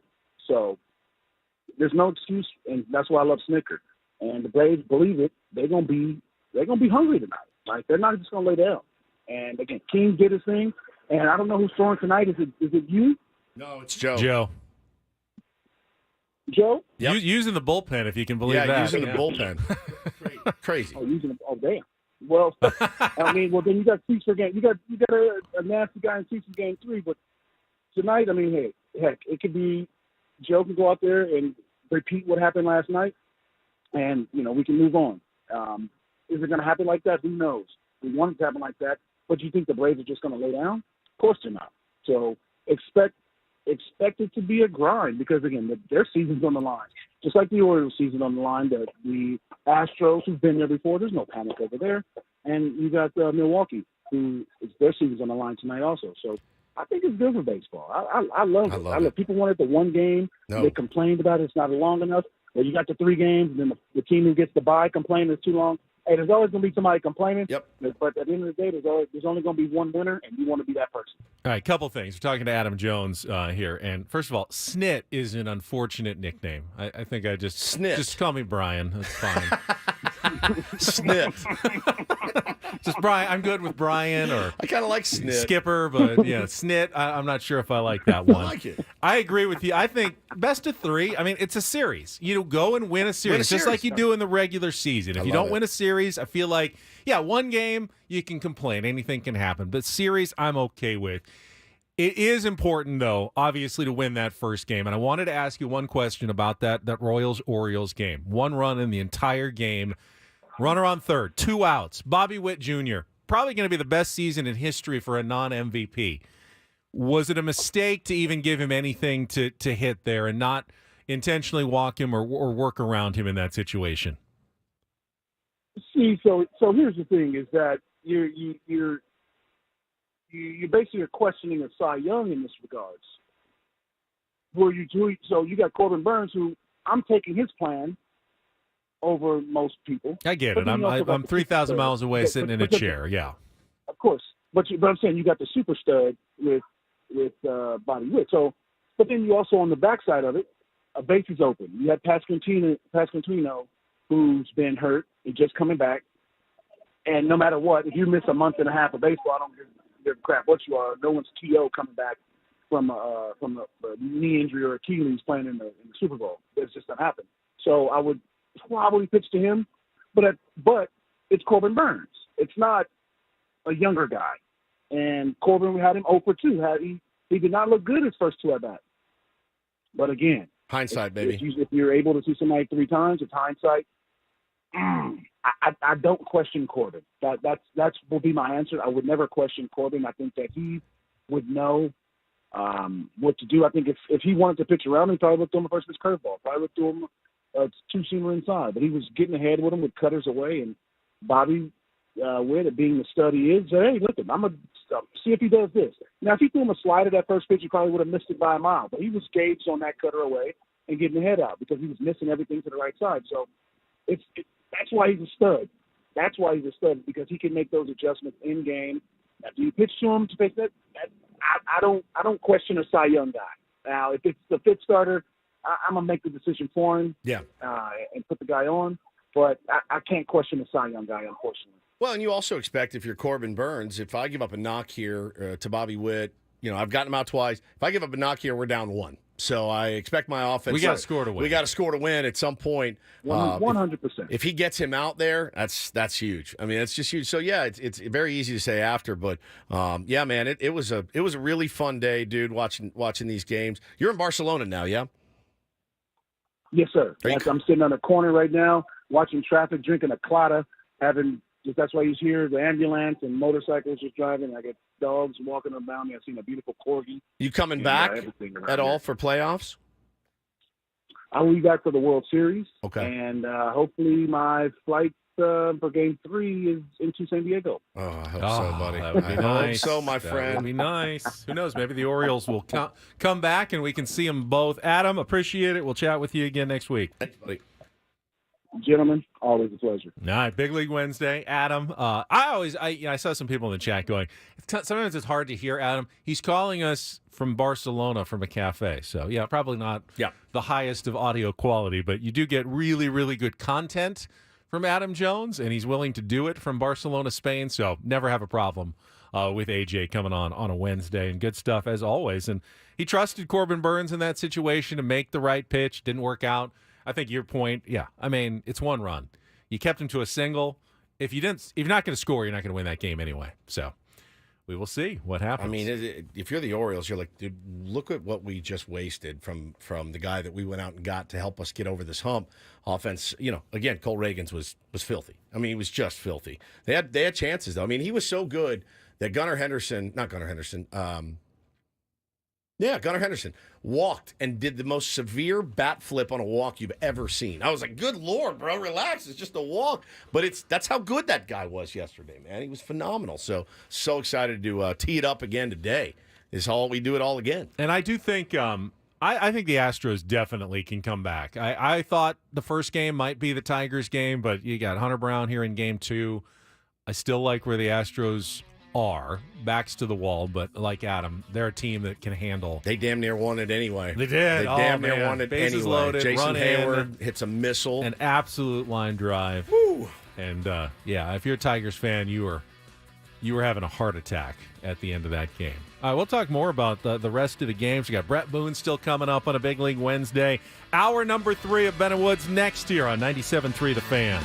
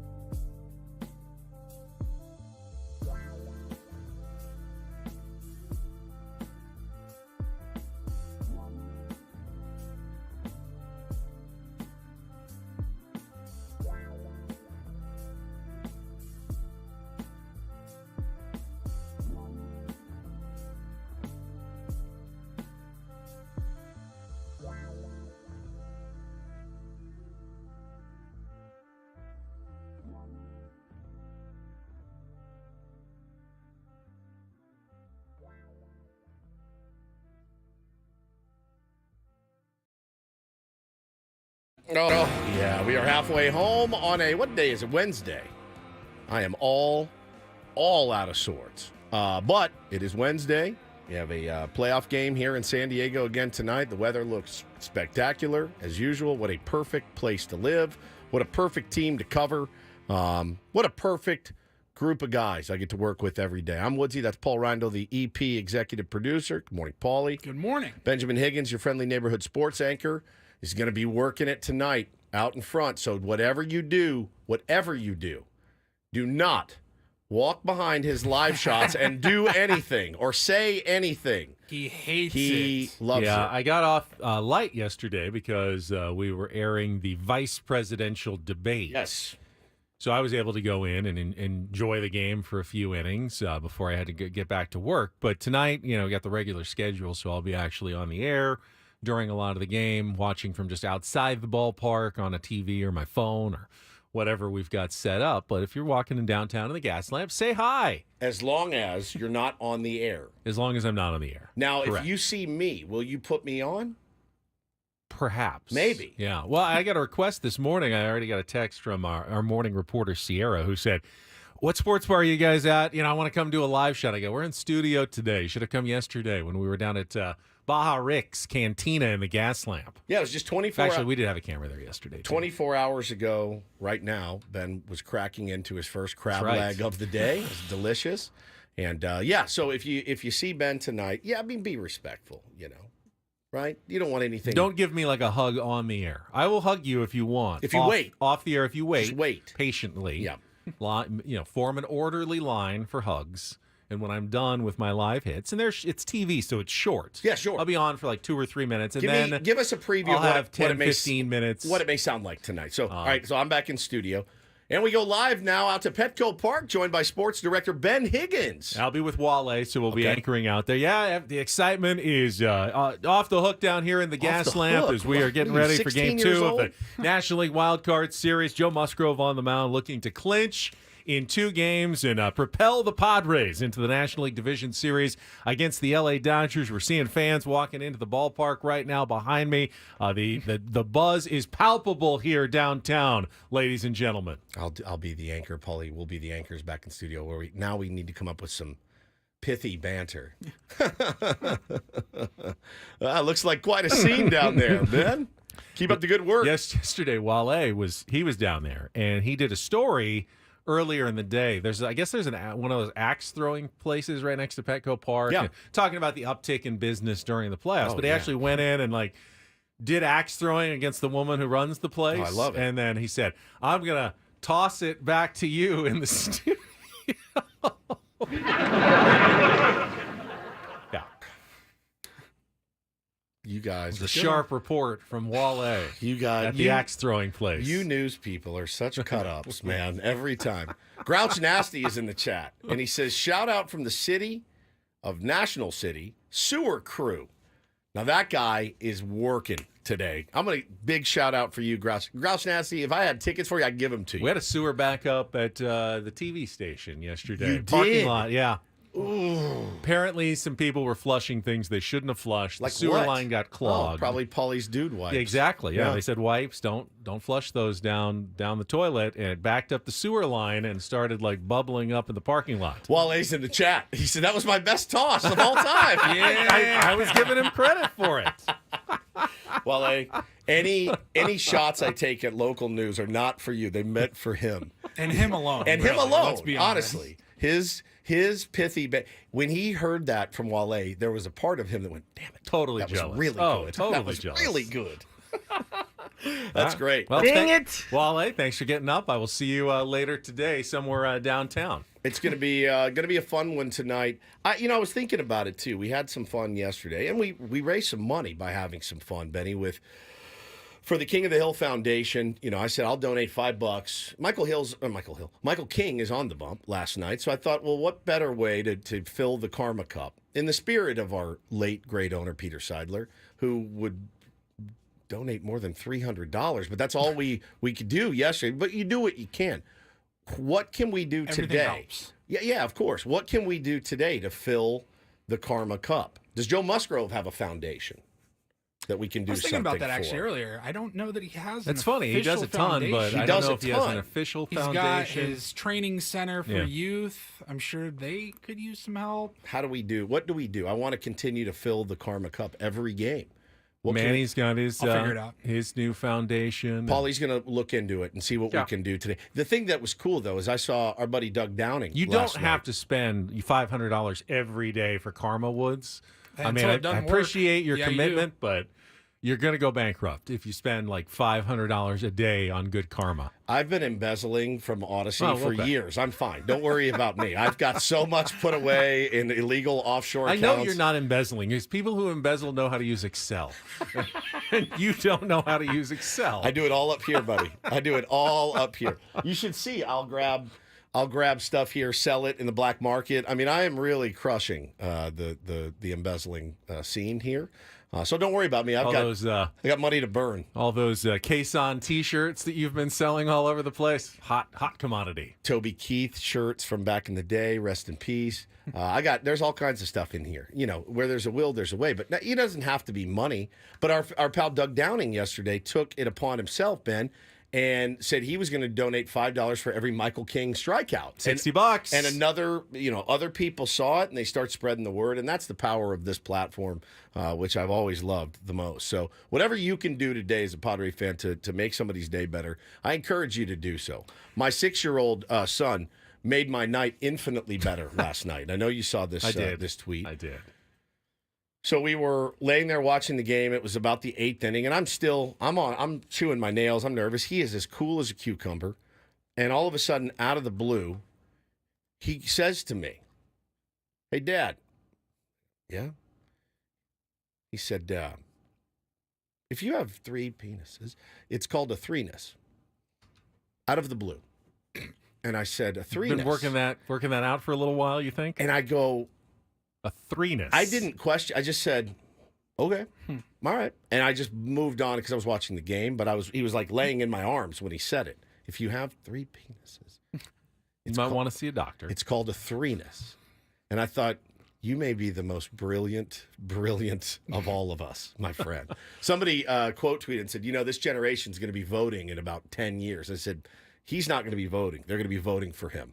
With thoughts and ideas like that, it's going to make the world a better place. But he laid me out last night watching that game. Just random, out of the blue.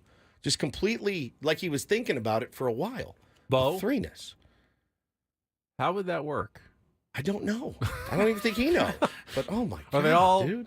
Are they all in the same general groinal area, or are they in the different random spots places like around the body? Replace your hands, maybe. It certainly it opened my mind a little bit last night.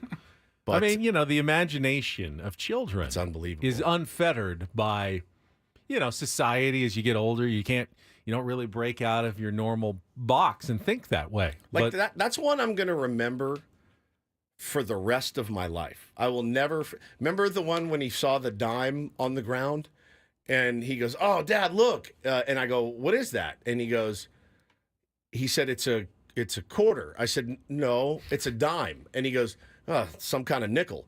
And I was like, "What are you talking about, dude?" It laid me out. I'll never forget it for the rest of my life. Now, anytime I have a coin in my hand, I go, "Oh, some kind of nickel." It's just the greatest part of being You got the a small parent. brown nickels, the tiny silver The nickels, very thin nickels. Yeah, the bigger nickels that are worth 25 cents. 5 times the normal nickels. It's some kind of nickel. It just laid me out, dude. So, oh my Lord. So I can't wait to see. Well, I won't be there tonight, more than likely, but hopefully Hannah could maybe record some of his musings during the game. Question for you, because I thought it was a really nice moment, but I know you sometimes have some issues with that style of music. A Blink-182 last night. Tom DeLonge, first pitch, and then the return of all the small things with the entire Petco Park Stadium singing fit. and using it. Isn't it great? I think it's great. I do And I'm too. glad to see it back after kind of it organically popped up in the rain last year against the Dodgers. It's the playoff thing for the Padres. Yeah, I like it. Keep it. Roll it. Every game? Every game. Every game. Yeah, make it the thing. Been looking for our thing, and Tom's a San Diegan. He's a big Padres fan, and You know, I'm just bitter because we didn't get him on the air that time that they promised that he was going to come on. You just have that voice you do. I don't know what you're talking about. You know. No, I don't know. Is that it? The voice Work sucks. that you I do. know. No, I thought it was awesome. I thought it was awesome. I thought so. It's a great fit. I saw the video we posted, 97.3, got major circulation on social media, so like everyone was seeing It's been back, that. people are saying. I never see the end of the games, Raul. I mean, not at Petco Park. Not so. with an atmosphere like that. No. Let's say that was a big one last night. I love it. Part I of love the it. tradition now of Petco Park, and I'm all for it. And I I am thought, too. MLB on Fox retweeted. Yeah. Oh, Adam is. oh, I haven't even heard from him today. He's How so giddy. excited He's drunk with excitement. that he got right now. MLB on Fox to retweet the 97.3 The Fan account. Very excited. He's elated. Tony says Blink 182 is annoying. I want more love for Iron Butterfly. I could get behind some Iron Butterfly as well. San Diego band, yes. Yeah, I do right. believe. I would like to That's hear. Inagata DeVita, right? I would like to hear more Rat with Kyle Higashioka. I know what you wanna hear. Going Yard last night, local band Rat. There's a lot of great local bands, but yeah, I thought that was cool. I think that should be the thing, and just keep rolling with it because it's working. All right. I usually we wait until the He end. threw out the first pitch yesterday. Tom did. Yeah. And it was How'd set he up do? as special guest. A little high, but didn't yeah. bounce it. It was a lob, but it was definitely easily catchable. They said a special guest to throw out the first pitch for all 3 games. Okay. So I'm trying to think. Okay, you checked that one off Okay. yesterday. He's done it before. Right. I was wondering, is it going to be somebody for the first time? Like Alex Morgan's done it before. She was in the house yesterday. She was in the house. Did they just roll Randy Jones out there again? That'd be great. Hoffy. Got to have Hoffy coming in for one. That's right? always fun. Dancilio? Maybe. He's done it. I was trying to remember it was Brett Sullivan who caught the first pitch, I think. No, I think it was Brandon Lockridge. Oh, was it Brandon Brett Lockridge? I thought it was Sullivan's not on the 29. team, is he? Well, no, he's not. I mean, there's a lot of guys who are with the team, though, who aren't currently on the roster. So it was Lockridge. Oh, 28. That's right. It wasn't 29. It was 28 that caught the It first also pitch. said Lockridge. I couldn't hear anything or see anything from where I was sitting, actually. So it's not the greatest seat, actually, in the press box sometimes. Alex says Jake Peavy. That was one of my guesses. Oh, Peavy would be That would be I mean, because they Mud and Dawn. As far as I know, like Tom was fairly, hiding down below in the depths of Petco Park, and they bring him out for the first pitch. Jake Peavy comes out to throw out a first pitch. It's going to be insane. Will Myers would be an interesting one. Sean Seidler would be. So, really, yes, of course. You got to save it, man. But you have to. You got to save It's it. kind of it's a tough position to be in. You want to blow it out every game. You want the biggest thing possible, but you also want to save the biggest ones. It's kind of like your starting pitcher, for like bigger games. Like that you hope to have. I mean, it's like you're great. Like you saved Dylan Cease for Game 3, should you need one, or a Game 1 potentially against the Dodgers, and that's a risk. You don't want to get through the postseason by not having Shield throw a first pitch, right? Like that's number one, I would say. Tony Jr. is always Tony a great Jr. choice. would be incredible. Always a great choice. You can't just say, Shield would be great, but we want that to be Game 3 of the World Series. Yeah, you're putting the cart before the horse. Yeah, so, exactly. Yeah, I like it. J to the J-O. Do I get a second chance, perhaps, at my first You? pitch that I No. bounced? No. Okay. All right. Usually we wait until later in the show. I want to look ahead a little bit early at tonight's game. Obviously, it's a potential clincher at Petco Park. You don't get to say that every single day. And Padres going up against a former first-round draft pick of the San Diego Padres. We'll look ahead. Look at all the matchups if you want. We got 4 more wild card games today, and then Bret Boone is going to join us at the bottom of the hour. So don't go anywhere. More Ben and Woods coming up right after a check of traffic here on 97.3 The Fan.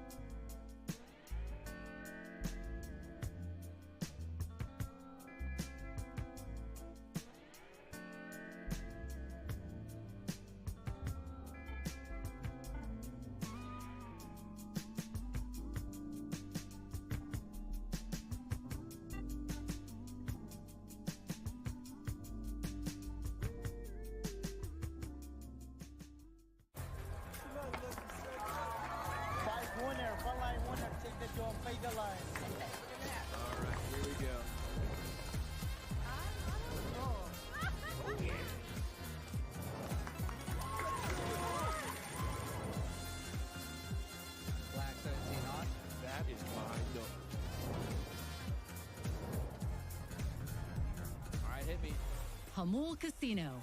Fun above all else.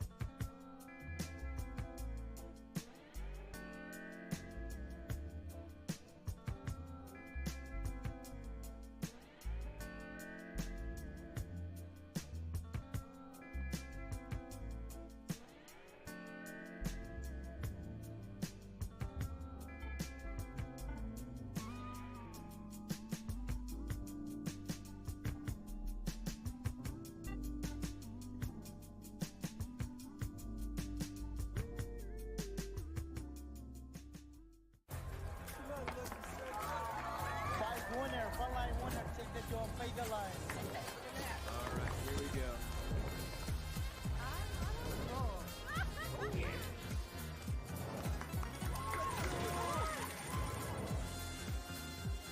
Black 17 hot.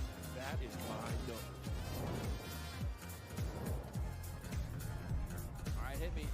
Hamul Casino. Fun above all else.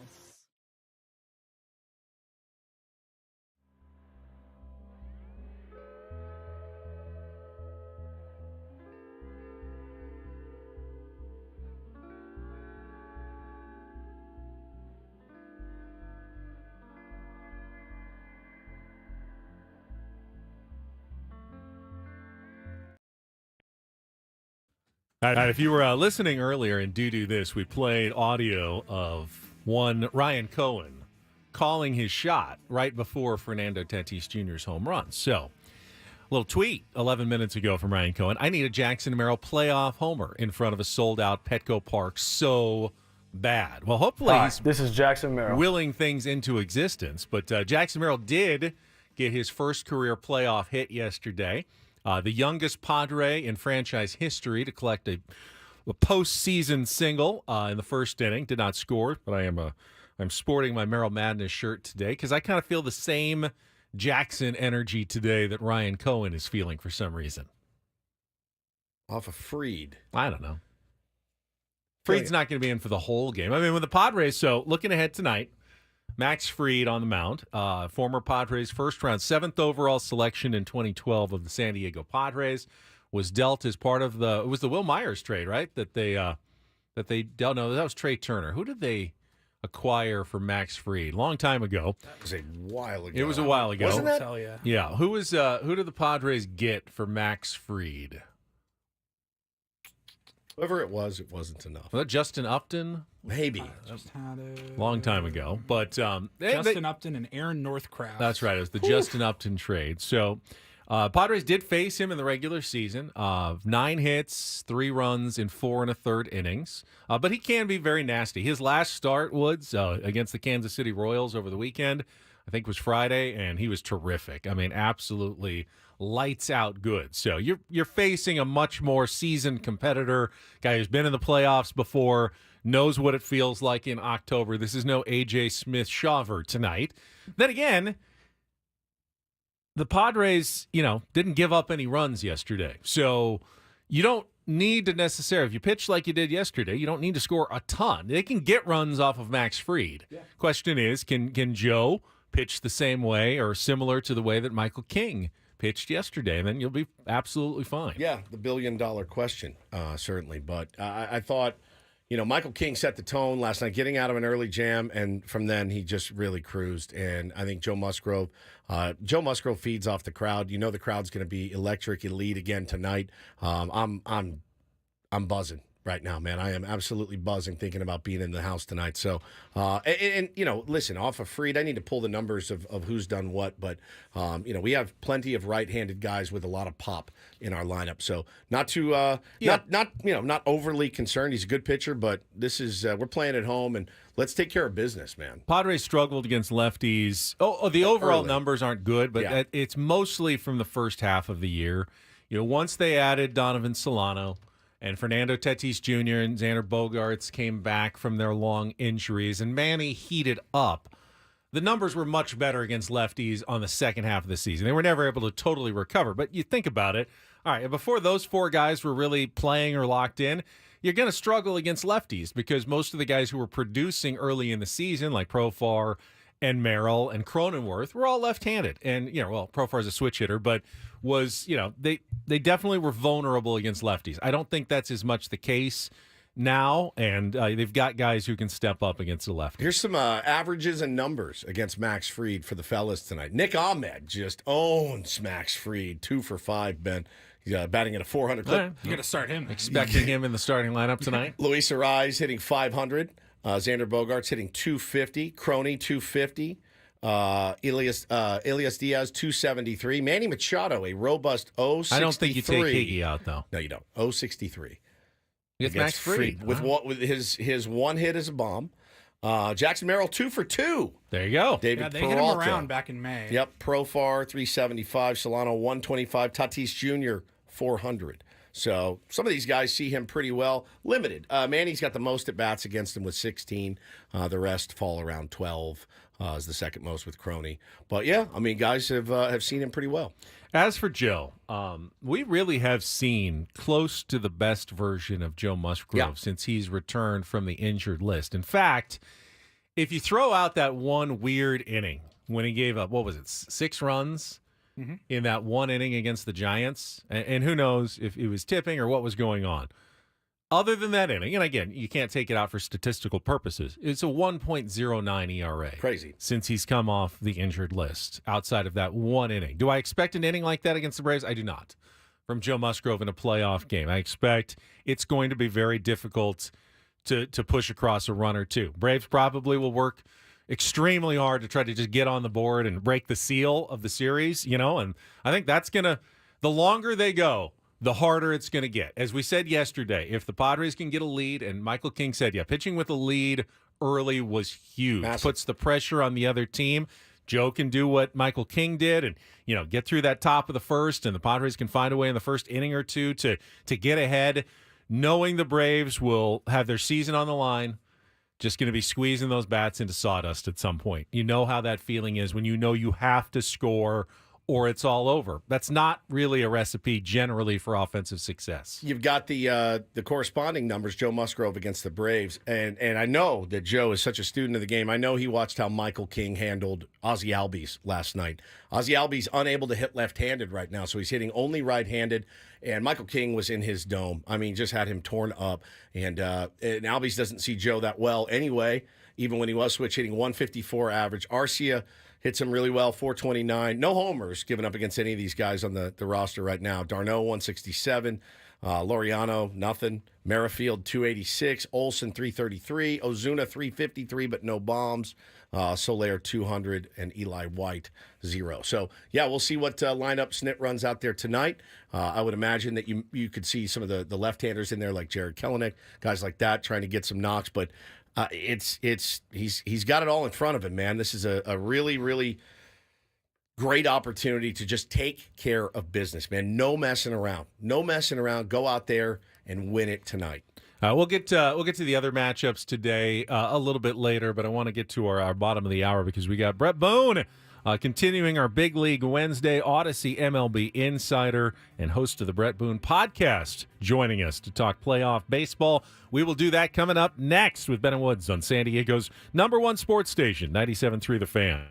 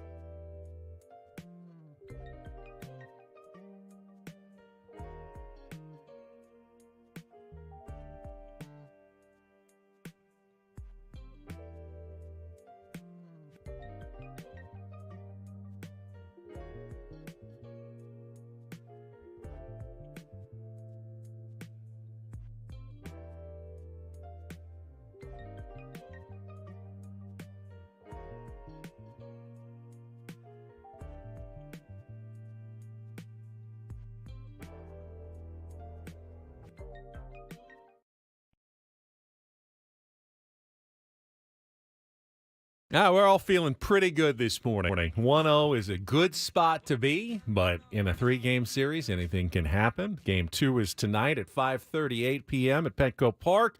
Eco Water SoCal pregame show at 4:38. Keep it here all day long. Obviously, we'll be talking Padres baseball, including with our next guest standing by. Bret Boone will join us right after this check of traffic on 97.3 The Fan. From the 97.3 The Fan Traffic Center, here's Kelly Danick. Traffic is brought to you by Air Max, San Diego's highest-rated heating and air company. Visit them at airmax.com. A couple of problems along northbound 5. One is this collision right before East Street. It's in the center divide. Cordell and Cordell traffic cam shows stalled car up ahead, north 5, just before 6th Avenue. That is in the center divide. Still, this crash blocking lanes along the 94 at Hamishaw Boulevard. A couple crashes have cleared on the westbound side of 94, one at College, one at Euclid. Seeing a little residual slowing for that area. Looking for the best in HVAC? Choose Air Max, San Diego's highest-rated heating and air company with free diagnostics on all repairs and estimates. See why over 1,300 happy customers have given Air Max 5-star Yelp reviews. See Air Max today at airmax.com. I'm Kelly Danick with Ben & Woods, San Diego's #1 sports station, 97.3 The Fan.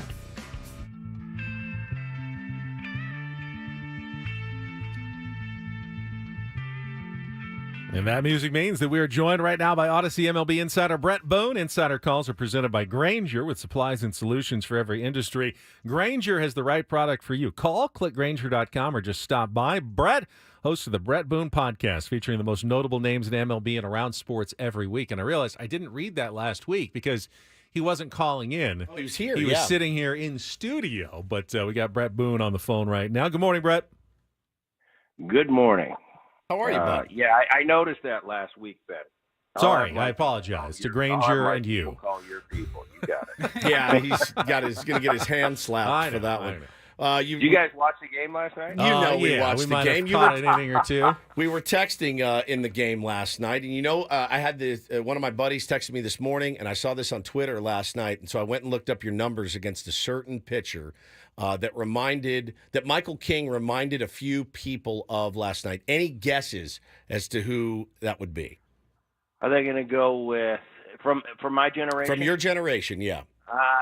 Man, Michael King, maybe a Kevin Brown. No, that's a great guess though. But Roy Halladay was the Roy Halladay. I had minimal at bats against Roy, but I'll tell you, it probably wasn't good. He was one of the first guys that had his ball going both ways. Yeah. And I used to tell Roy, I said, Roy, you got that two-seamer going in on me. You got that little cutter going away, and I can't differentiate, so I just got to guess. You had 200. So I wouldn't say they're good. 200. 200. That's not bad. I mean, that's Roy Halladay. 1 for 5? You were 3 for 15. Oh, more at bats than I thought. Yeah. You know, that brings up a question because you just said, like, one of the first guys who had the ball going both ways. I remember I pitched a little bit in youth baseball growing up, and you had your fastball, you had your curve or slider, you had your changeup. 2-seam, 4-seam, cutters. I mean, these things weren't really in the lingo, at least, when I was learning baseball. 2-seam and 4-seam were, but they just didn't do what they But they didn't do what they do now. I mean, how much has that changed, Bret, do you think, over the years? Well, I think Roy was one of the guys, one of the pioneers as far as the cutter. Okay, the cutter, for lefties, it was normal. Al Leiter made it. He probably had the best one, but the lefty cutter was a big pitch in my day. Then they started cutting it. The righty started cutting it. I remember being in a hitter's meeting late in Edgar's career, and he just looked at me with that look, and he said, Boone, the cutter is going to make me retire. That's when it was first coming on the scene. And Halladay he perfected it because the goal of every pitcher is to give the illusion that everything coming out of his hand is a fastball. Okay, that's why you see swing and miss. That's why you'll have people say, how could he swing at that pitch 2 feet off the plate? Well, not because he wanted to swing at it, because out of the hand, and you have so little time to react, your brain told you that's a fastball. And when you start the swing, usually you can't stop it. Roy was the first one. I mean, he had the illusion. It came out of his hand, and every pitch looked the same. Now, the slider looked different. The curveball looked different. That's a different pitch. But the true cutter and the true two-seamer, if you can get that coming out of the same tunnel, they call it, and moving both ways, man, as a hitter, you pick one and get on it. Yeah, hopefully this is a sinker. Hopefully this is a cutter, because you're not going to hit both. So that's the difference between then and now. Is now it seems like every right-hander has that cutter. Right-handers now throw changeups to right-handers. That was taboo kind of in my generation. You had the Trevor Hoffmans of the world that had that unbelievable changeup. But aside from him, there were very few righties that would go righty on righty changeup. And for a hitter, we used to sit in the hitters meetings going, isn't this great? That for some reason, these pitchers don't want to throw righty on righty changeups. Why wouldn't you? And it was the same for the lefties. The lefties would always go with the breaking ball to the left-handers, but they would stay away from the changeup. And then to us, they wouldn't throw the sliders. They'd throw the changeup. And I thought, why does that make any sense? But better for me at the time, because that's one less pitch I had to worry about. You know, and the sweeper is the hot pitch from a couple of years ago, and it's different. It is different than a slider. It absolutely is. Well, and it's a slur. It's a slur. A slurve, yeah, They just got cute with it, and they call it a sweeper, which I don't really like. But, it is what it is. I got to move. My kids tell me I got to jump into 2024, so I'll go with you. All right, it's a sweeper. It's a great invention. Wow, we've never seen one of those. Yeah, it's slurve, right? Same type. Slurve, all right. Same type of thing. Softened it up like somebody invented it. What was the a couple of my buddies that played in the minors? I asked them, like, all right, what was, everybody can time up a fastball. They just can. They can time up a fastball, and if you get lucky enough to get a fastball, don't miss it. And sometimes you're going to get a changeup that leaks, and you can hammer that one. Hanging slider is always great, but they said a guy with a nasty slider, you're done. Like, and so in that same vein, the slider, the sweeper, you saw Michael King last night throwing that thing. Started down it was nasty, dude. Started out, and Darnell, I feel terrible for him. It's one of the worst swings I've ever seen in my life. But he was guessing something else, and boy, you look bad when you do something like that.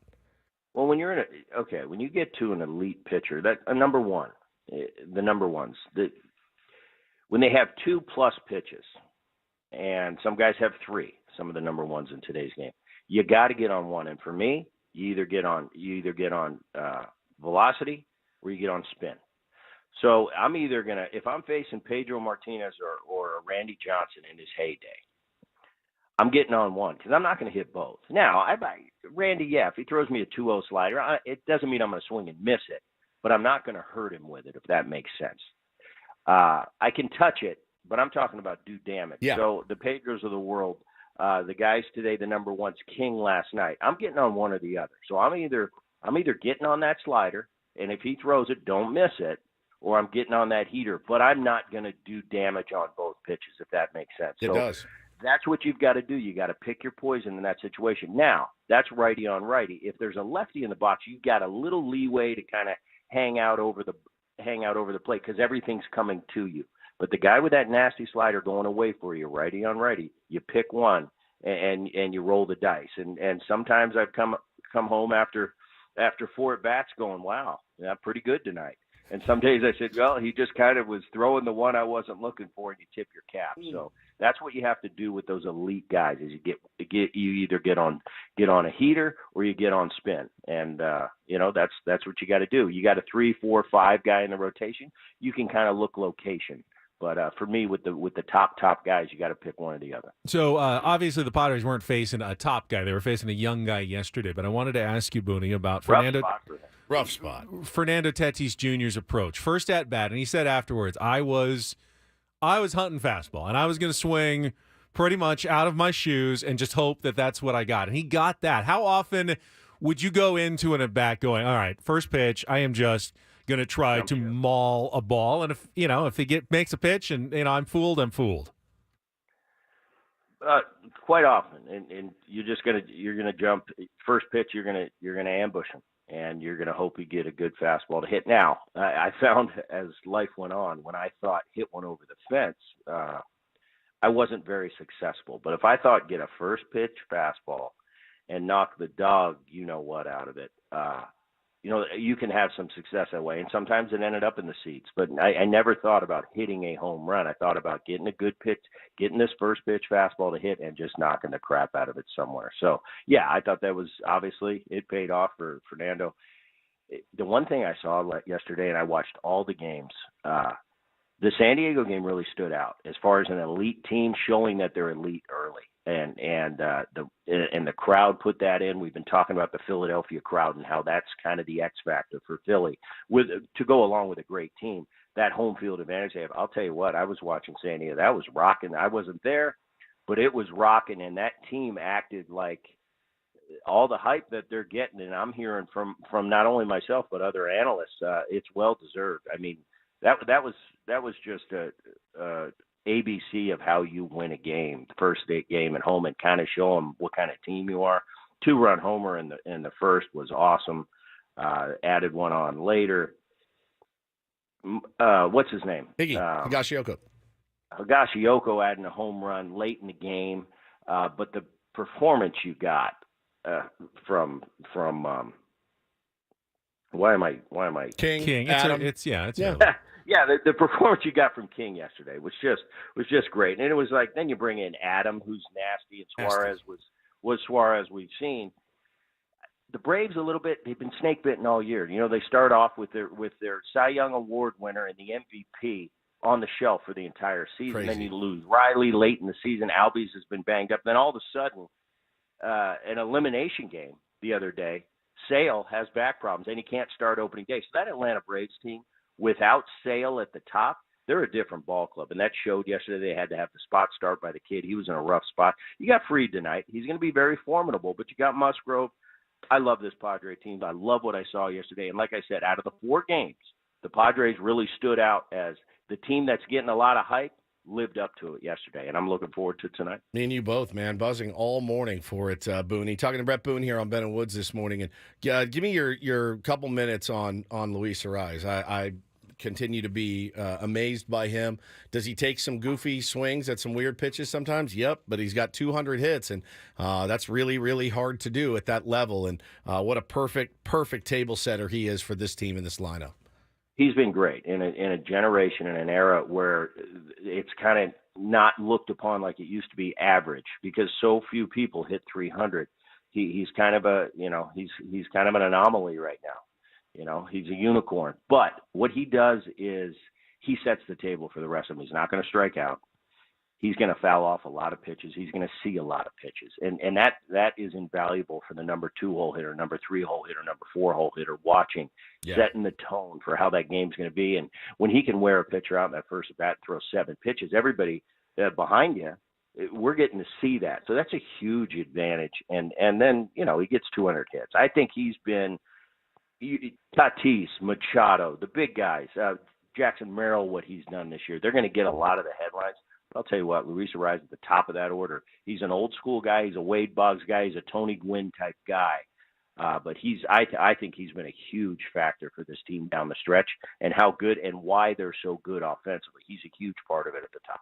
Insider Calls presented by Granger. We're talking to Bret Boone here on 97.3 The Fan. And Booney, I want to ask you about Pete Rose, of course, passed away right at the end of the baseball season here at the age of 83. As growing up in a baseball family, I've got to imagine that Pete Rose was always a bit of a topic of conversation, the way he played the game, but also the mistakes that he made. Can you just give us your overall thoughts on Pete the player, Pete the person, and, you know, the legacy that he leaves? Now, my relationship with Pete was mostly as a kid. You know, growing up in Philly, him and Dad played together in Philly. They won that '80s World Series. I stayed at his house the night they clinched, and we went to the parade the next day. Pete took me. Man, they broke the mold. You know, there's a few people in my journey through baseball that you just meet, and it's a cliche, but you say, hey, they broke the mold when they made that guy. Well, there's been a few guys. You know, a Reggie Jackson comes to mind for me, a Lou Piniella. I don't imagine there ever being another Lou Piniella. And Pete was one of those guys. Upbeat, talk about a gamer. Man, when it comes down to how do you play the game right, once that national anthem ends, I think there should be a picture of Pete Rose. He's unbelievable. There's a story I always tell that my dad tells, and he says, and Pete's one of the few guys outside of my grandma that called my dad Bobby instead of Bob. And my dad said, Brett, one day I walked up to Pete and around the cage, and he was going through a messy divorce. This is when when he came over from the Big Red Machine to the Phillies. And he was having a great year, and they were in a pennant race.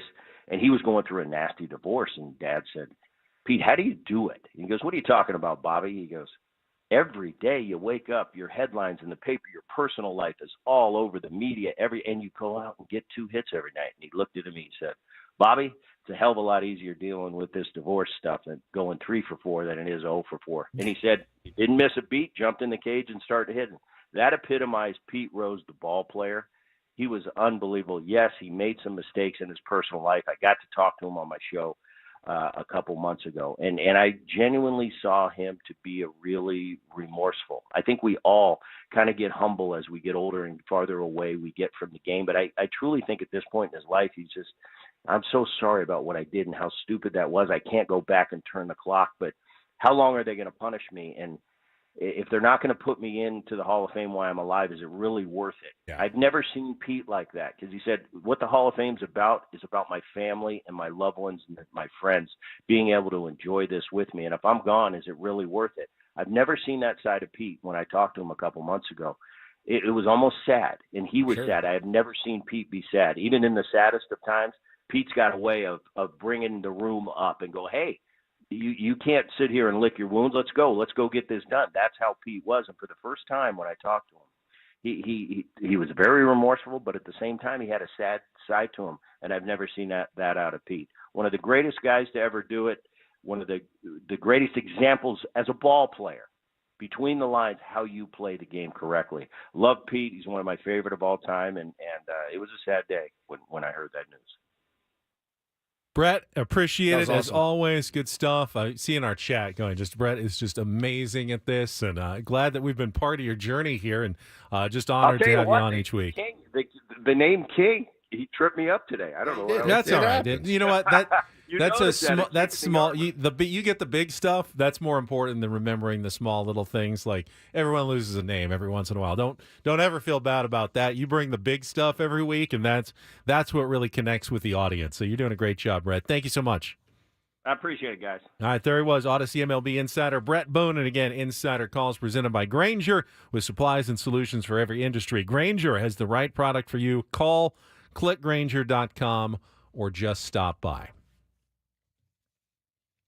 That was, I mean, I know we talked a little bit with him about Pete when he had him on a couple of months ago, but felt like, he didn't know he was going to pass away, and a little remorse at the end. It makes it feel sadder now, even for me. Yeah, for Pete and his family. Bret brings up it's about the family getting to enjoy it, and like the family didn't do anything wrong. It's not their fault. Yeah, whatever Pete's mistakes were. It's the one golden rule.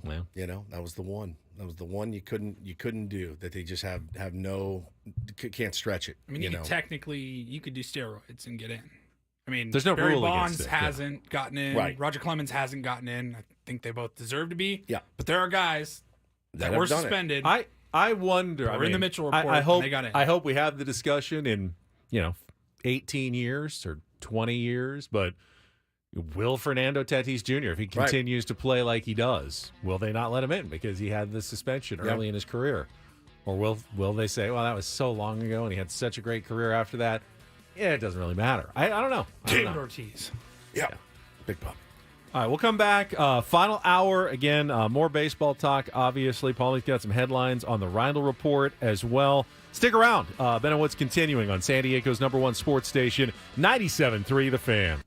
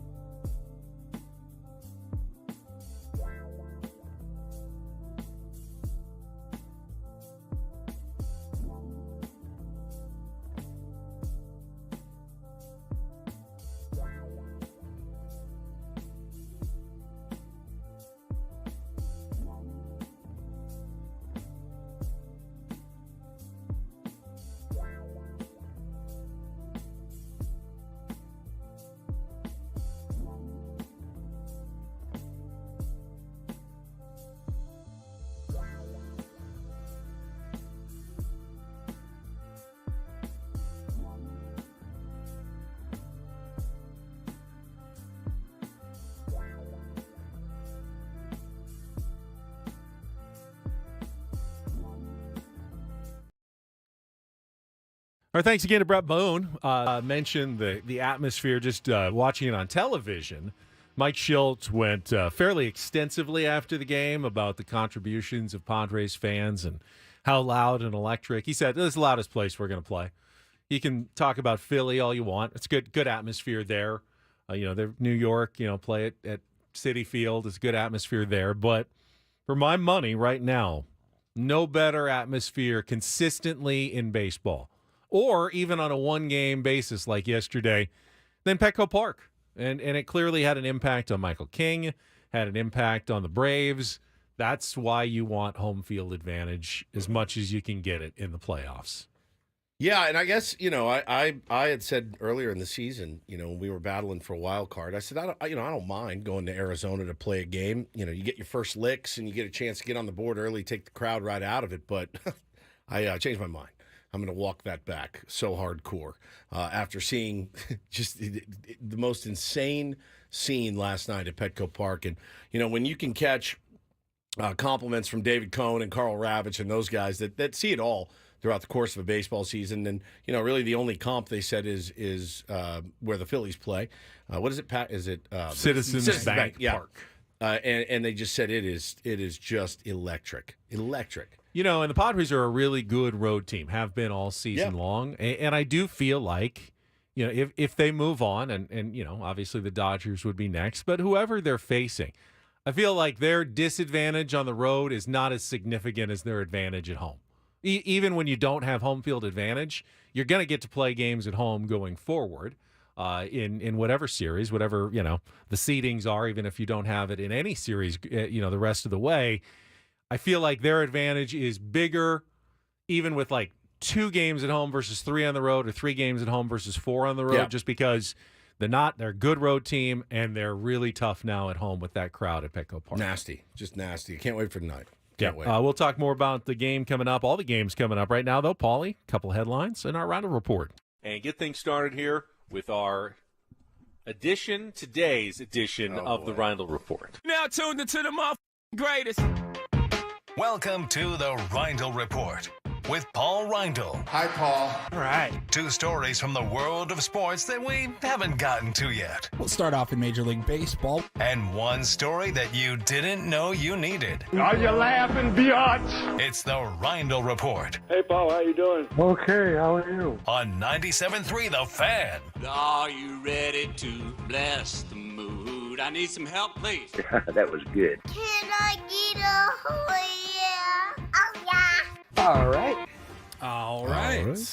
Good morning, my friends. Good morning. Good morning. We will start off a little bit of an update. We talked about the story. God, was it Monday or was it last week?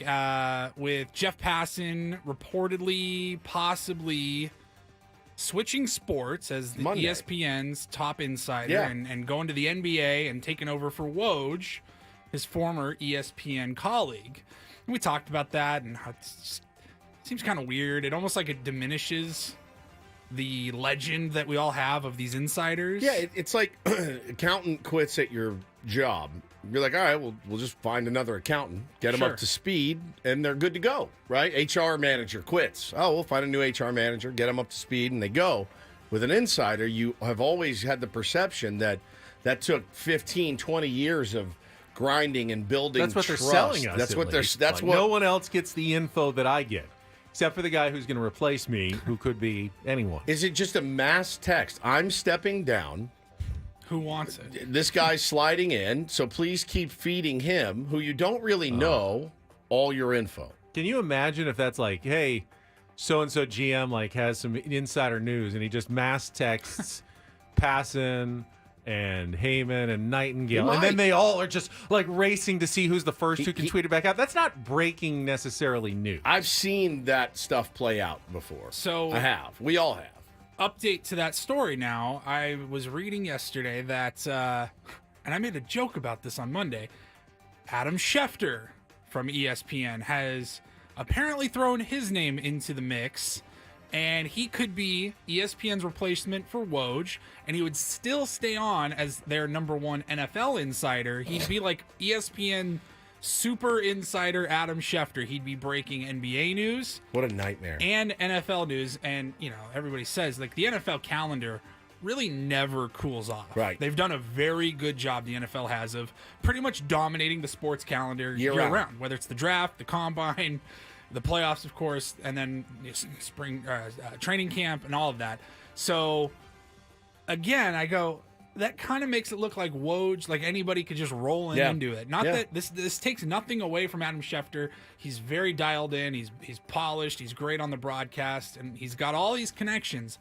But to just be able to move in and cover, I'm going to do the same thing now for a completely different sport. I thought that was a little bit bizarre. I wonder what Mrs. Schefter thinks of this. I was just looking that up. Remember, Adam Schefter married a woman whose husband died in the World Trade Center attack in 2001, Sherry Mayo. And they do have, she had a kid before, and now they have their own daughter as well. So Adam, you're going to do 30 for 30. You're going to do the NFL Insider thing, which is close to a 12-month-a-year job. There's very little downtime because once the Super Bowl is over, it's already like draft season, and it ramps up pretty quickly. And then you're throwing so NBA stuff with all their. I mean, that's a crazy with their trade deadline, and everything that's going on all year long. Probably like the single slowest time for the NBA would probably be like May and June, I'd say. Like OTAs and rookie mini camps, maybe. And then in the NBA, that's the playoffs. That's playoffs and the finals. Conference finals. I mean, NBA Adam finals. Schefter will have 4 days off all year if he becomes the insider Ben for both Higgins. sports. He's like the Ben Higgins of. I mean, very few people do morning radio and television at night, but you get it done. And I don't think my family is that happy about how much I'm gone all the time. So I know what that feels like. Can we get Ben to replace Woj? I'm surprised no one asked me yet. I am too. We'll have some basketball Clippers talk with insider Woods, Stephen perhaps. Woods. Yeah, soon. I don't know if we want to delve into that yet. We'll get there.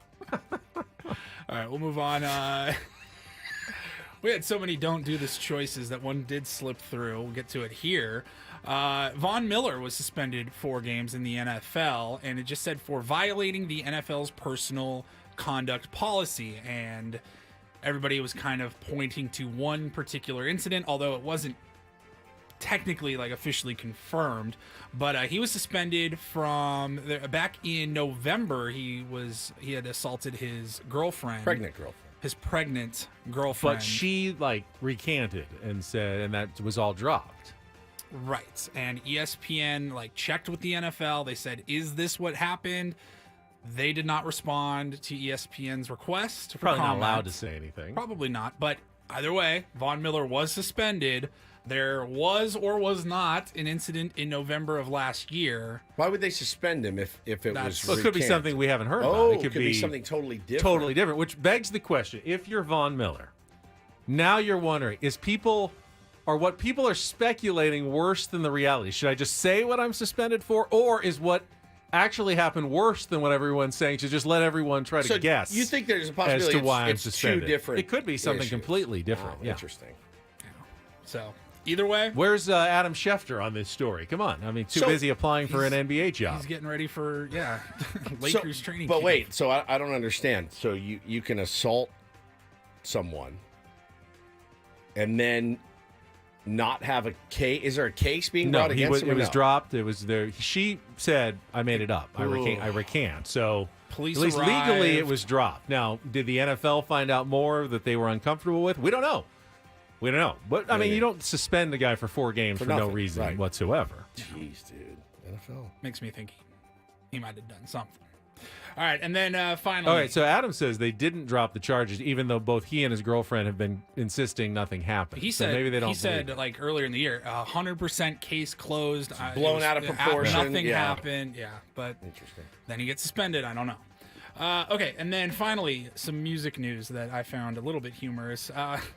James Blunt, he's an interesting cat. I feel like we've talked about. Beautiful. Yeah, You're beautiful. I feel like Oh, we've I talked know about that him guy. doing some funny stuff in the past. Have we? I feel like there was something that he did. He seems like a funny. I think he makes fun of himself. Okay, self-deprecating. Like he knows he is what he is. So every once in a while you will see songs on their 10-year, 20-year anniversary or albums on their 30th anniversary, they start to rise again in the charts. Oh, yeah. And I think TikTok is probably very helpful of that. Huge. Or, kids are like, Gen Z's like, wait, I've never heard of Fleetwood Mac. Right. They're fantastic. They go nuts, yeah. You guys ever heard of the Rolling Stones? They're outstanding. So sometimes that Remember, will help. TikTok is like, hey, we found a great hack for keeping your body clean. It's called a shower. And it's like, oh my God, this guy's actually showering every day. And all it takes is for one song from, the 70s or something to start trending on TikTok, and then it's got several hundred million views, and then people are like, oh, I want to go listen to the whole thing, and then it rises back up the charts. So James Blunt is celebrating the 20th anniversary of his first album, or breakout album. I guess doesn't mean debut necessarily, but your first means you recorded a bunch of stuff before that no one listened to. Right. Or cared about. But then you finally broke through. Back to Bedlam, and it's coming out on October 11th as a re-release for the 20th anniversary. And he has promised that if fans can take his re-released 20th anniversary album to the top of the charts in the UK, he will legally change his name to whatever the public decides. That is so weird. And when I say the self-deprecating humor, he says, I've signed up to changing my name for whatever the public wants. They can change my name. It's a genuine thing. I swear on my life and the life of my one fan, Brian from Glasgow, that I will change my name should we hit number 1. So take me to number 1, and I'll let you pick my name. No, I'm not doing that. I'm not doing that at all. What if you let your kids pick your new name? No. What would The you number call one Threenis. The number 1 local morning show in the country, a Marconi Award. You wouldn't let the fans change your name? No. No. Butthead Woods. No, I think it would be Threenis or Threenis something. Woods, yeah. We're kind of a Threenis, aren't we? There are 3 of us. Yeah, there are 3 of us. I would change the name of our show to Threenis. I would. Just Threenis. Like a band. Welcome to, you're listening to Threenis. Down with the Threenis. Yeah. Threenis. Is it both his first and last name or just his first name? He just said his name. Just his name. His name. Is that reek of desperation? Or is Mr. Hawk Tua. Hawk Tua. Mr. Tua. Table for Mr. Tua. Hawk Tua. Every time Ben says Hawk Tua, it's my favorite. And my kids running around the house saying Hawk Tua. It just never gets old. Hawk Tua. Oh, that's going to be your name if you go to number 1. That's my prediction. He said he's not kidding. He said, I swear on Brian's life, as one fan, in my life, whatever the public wants. And of course, the public are going to be kind. They're not going to be kind. Blunty McBluntface, fine, whatever. Stupid. He's in. I was fine not having any more James Blunt news after You're Beautiful. I think I was He's good. got to stay relevant. It's been 20 years. 20 years since that song came beautiful. out. You're beautiful. What are you looking at? Nothing. Got a question about game times. Tonight? Not tonight, like future potential game times. They did no. announce the Well, game no, times. We don't talk about those. No. They did announce the Saturday and Sunday game times in the division series. Whoever's playing in them. Whoever's in them. They did announce the times. In case you're wondering, Saturday, 5:38 p.m. Dodger Stadium. Sunday, 5:08 p.m. Dodger Stadium. Whoever is in those games. Those times have been announced. Just settle down. FS1. Settle down. Tomorrow. Maybe tomorrow. They will be played. I promise you. I'm not breaking any. They will be played. I'm not jinxing anything. I promise you, those games will be played. I don't know who's going to be in those games. I got a text from a buddy last night. A buddy you guys know very well. Talking about the tattoo he's going to get. Oh, no. If and when. And I go, our other buddy. Was it Jelly Roll? It was not Jelly Roll. Is he a hillbilly? He is a hillbilly. That works at a golf course? Correct. Hey, man. So kind of Jelly Roll. Kind of. Yeah. Yes. Hey, man, if this happens, I'm like, bro, are you? It's game 1. Do me a favor, block his number for I'm the next going couple to. weeks. I'm going to. I just said, bro, stop. I'm begging you. I'm just saying, y'all don't have faith? Well, yes, but good God, it's baseball. Anything can happen. So if you see him, you know what? Get it now, then. Yeah, get it now. If you're got so much confident, faith, just get it now. Every year, somebody comes out like Steelers, Super Bowl champs, and it just never works. So, just quiet. No big movements. All right, question for you when we come back. Threenis. Which team do you think is facing the most pressure today? Ooh, good question. Of the 4 that are facing elimination, I think I know which one it is. We'll get to that looking ahead after a quick check of traffic. More Ben and Woods on the way on San Diego's #1 sports station, 97.3 The Fan.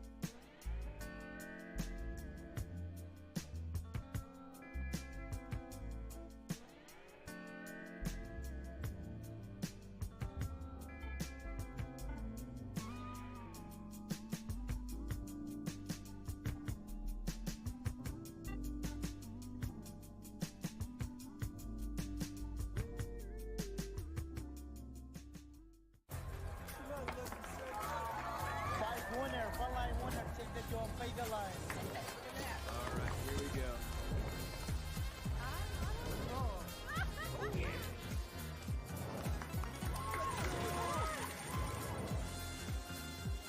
Black 17 on. That is wide open. All right, hit me. Hamul Casino. Fun above all else.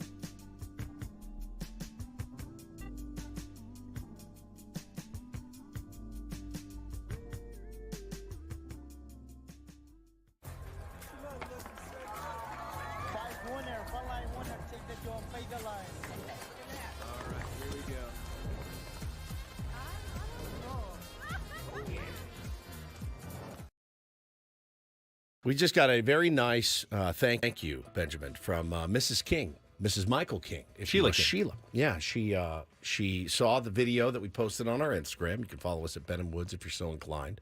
And the video of you hugging people to raise money yesterday filled the Karma Cup up pretty good. And she said, thank you guys so much. And Ben said, Mrs. King reminds me of that show. And I was like, what show is he talking about? Scarecrow and Mrs. King. Yeah. Bruce Boxleitner, Kate Jackson. Do you remember this Paul, show? Maybe Have you ever too heard young of it? for that one. I don't think he so. was like a CIA agent, like undercover, and she was just like His a mom, wife? like a single Or no, mom they weren't with married. kids. No, they weren't married. But like, that was their cover. Like in the pilot, like he like handed her some like microfilm or something. He was like being chased by the bad guys, and then keep this. She ended up helping him with all of his like cases for the next like 8 years. And I think they did get married at the end. Did they fall in love? Yeah, they Okay. fell in love. Okay. and Scarecrow and Mrs. King. What a terrible name for a show, by the way, I think. Well, Scarecrow was his code name, Well, I his get cover it. name. I get it. She was Mrs. King, Amanda King. I don't think I watched much of it because I the watched name. it a lot. Oh, my God. I could probably still hum the theme song. Let me hear it. And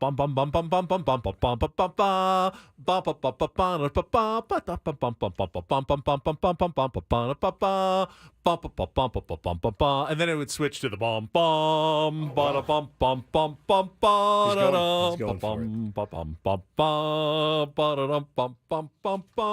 Okay, you get the idea. Now, wait a minute. Probably did a while ago. JL Hidalgo in the chat says Woods is a nerd.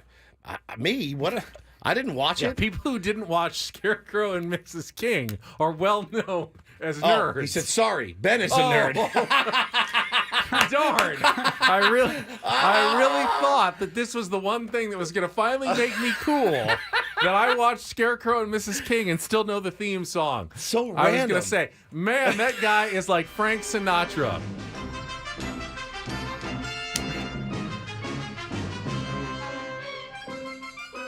Now that's the Mrs. King part. Yeah, you pretty good. Nailed it. No, wait until it kicks in here. Now, all right, big brass.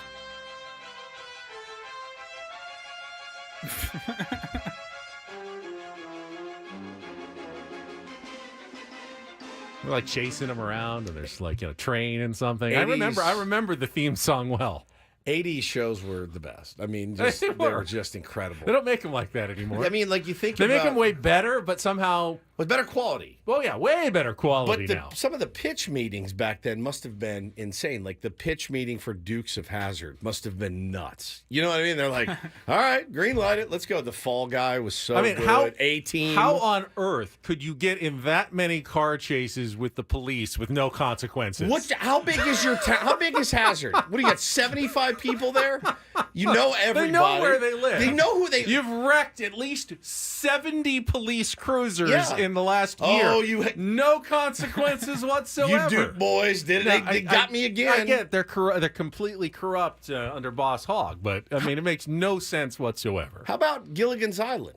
I mean, really, like who's going to believe that? It's just the A-Team was. I mean, great. that was a sitcom at least, but Yeah. like a dramatic show is Oh, supposed to yeah. have at least some believability to Yeah. it. I mean, it was just nothing like those, man. Nothing like those. Oh, Scarecrow and Mrs. King. That was a really nice. Oh, MacGyver, throwback. great one, keeping it real. Yep. Love MacGyver.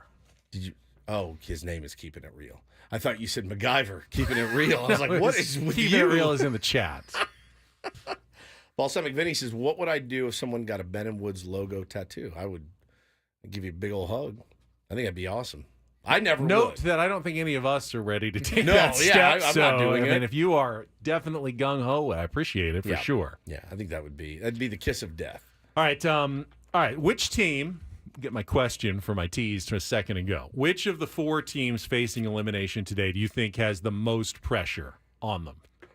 Because I think my answer is the Baltimore Orioles. Oh man, they had a team that I think they felt middle of the season like we are lined up, deep run, maybe World Series this year, and they started falling apart. And now they are facing elimination at home in the second game of the playoffs. And even though it haven't been much in recent years, I still think that's going to be an ultimately disappointing season 100%. for them if they get knocked out after just 2 games. You know, last year it was hey man, we are really a team on the rise, and this was our first playoffs in forever, and we are learning how to win and be a team.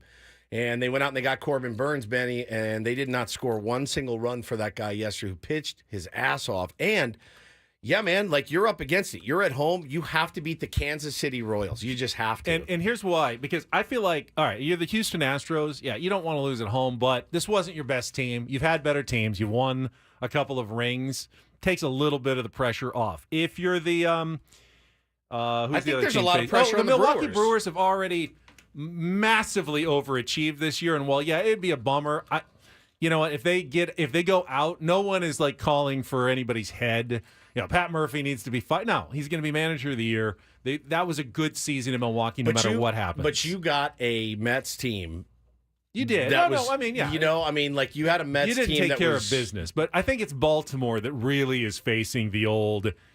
Yeah, if we go out now, it's bad news. Tight, dude. And then the Braves have every excuse in the world to lose today and I be think gone. Houston's feeling it a little bit. I mean, there's no shame in losing to Tarek Skubal. No, none. Yeah, exactly. And I like Houston in the game today. But I think they can come back. But again, if they lose, it's not a disaster in Houston. They were a horrible team that came back, made the playoffs. They rallied. That's great.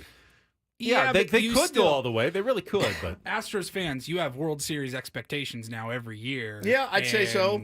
To get bounced in 2 games, by the Tigers, who really don't know that they don't. Yeah, what they but don't it's know. not like you played know? terrible in the first game. You had a chance to win it at the end. Your pitcher, who's great, Fromber had one bad inning. It's mostly hard ground ball singles, which he's a ground ball pitcher. That happens. Your offense just didn't get going until a little bit too late. I fully expect him to come back and win today. I know you like the Tigers pitcher. What's his name that's going today? Oh God, who is it? I just looked him up. I got it. I haven't really seen him pitch this year. Yeah, Holton. Tyler Holton. Yes. Good. Hunter Brown though is nasty. We saw him when the Padres took on the Astros recently. That's the early game, 11:30 on ABC, and then Orioles. I mean, it's Seth Lugo against Zach Eflin. Lugo has been, behind Skubal, probably number 2 Cy Young candidate in the American League. Eflin, of course, was their trade deadline pickup to bolster the rotation, but that's a lot of pressure. You see the hubbub yesterday with Jesse Winker and Willie Adames going at it? I don't think so. Oh, Jesse did you miss Winker this? again? Oh What? my God! Wow. Wow. So Winker hits a triple. That gives the Mets the lead. And as he's rounding second, John Boy's already done a breakdown. He gives Adames the F-U as he's running by. Gets to third. Now, remember, Winker was a Brewer last year, and he was teammates with Willie Adames. And so he's standing at third, and Adames just kind of looks at him, and Winker goes, what? What are you going to do? What are you going to do? What are you going to do? And Adames goes, I'll see you in the parking lot after the game, but for now, shut your mouth, and gave him the quiet. And Winker's standing there going, F you, and they're just jawing back and forth at each other. So after the game, they asked Adames, like, hey, man, like, what happened? He goes, honestly, it's like heat of the moment stuff. He said, but he was your teammate last year. How weird is that? He goes, that's that guy's personality. That's just kind of who that guy is. He goes, yeah, I mean, I'm not going to back down, but that's just kind of who his personality is. Was this during that 5-run inning when they had 2 outs? It was 4-3. The Brewers had the lead. And there was the grounder to first, and Piamps, I think the reliever, didn't touch first on the force. That would have ended the inning, and the Mets went on and scored all their runs. I mean, talk about one of those moments that you look back and go, man, if you just touch first base, that inning is over. Bro, I'm telling you. You may go on to win that game. Oh, that's a playoff heartbreaker right there. The Mets are, I mean, again, think about what they had to go through to get to where they are. Going in, they beat Freddie Peralta. Pat Murphy pulls Peralta after 68 pitches, and the bullpen gives it up, and it's over. And, so Murphy is a bit back on his heels, defending himself and his decision there. Freddie Peralta's like, look, it is what it is. I could have kept going. Already kind of the first questionable decision of the playoffs, but their back's up against the wall now. They're a really good team. I think that, to have a Mets team that comes in hobbling like they are, with not the world's greatest starting pitching, not the world's greatest bullpen. Their bullpen is gassed.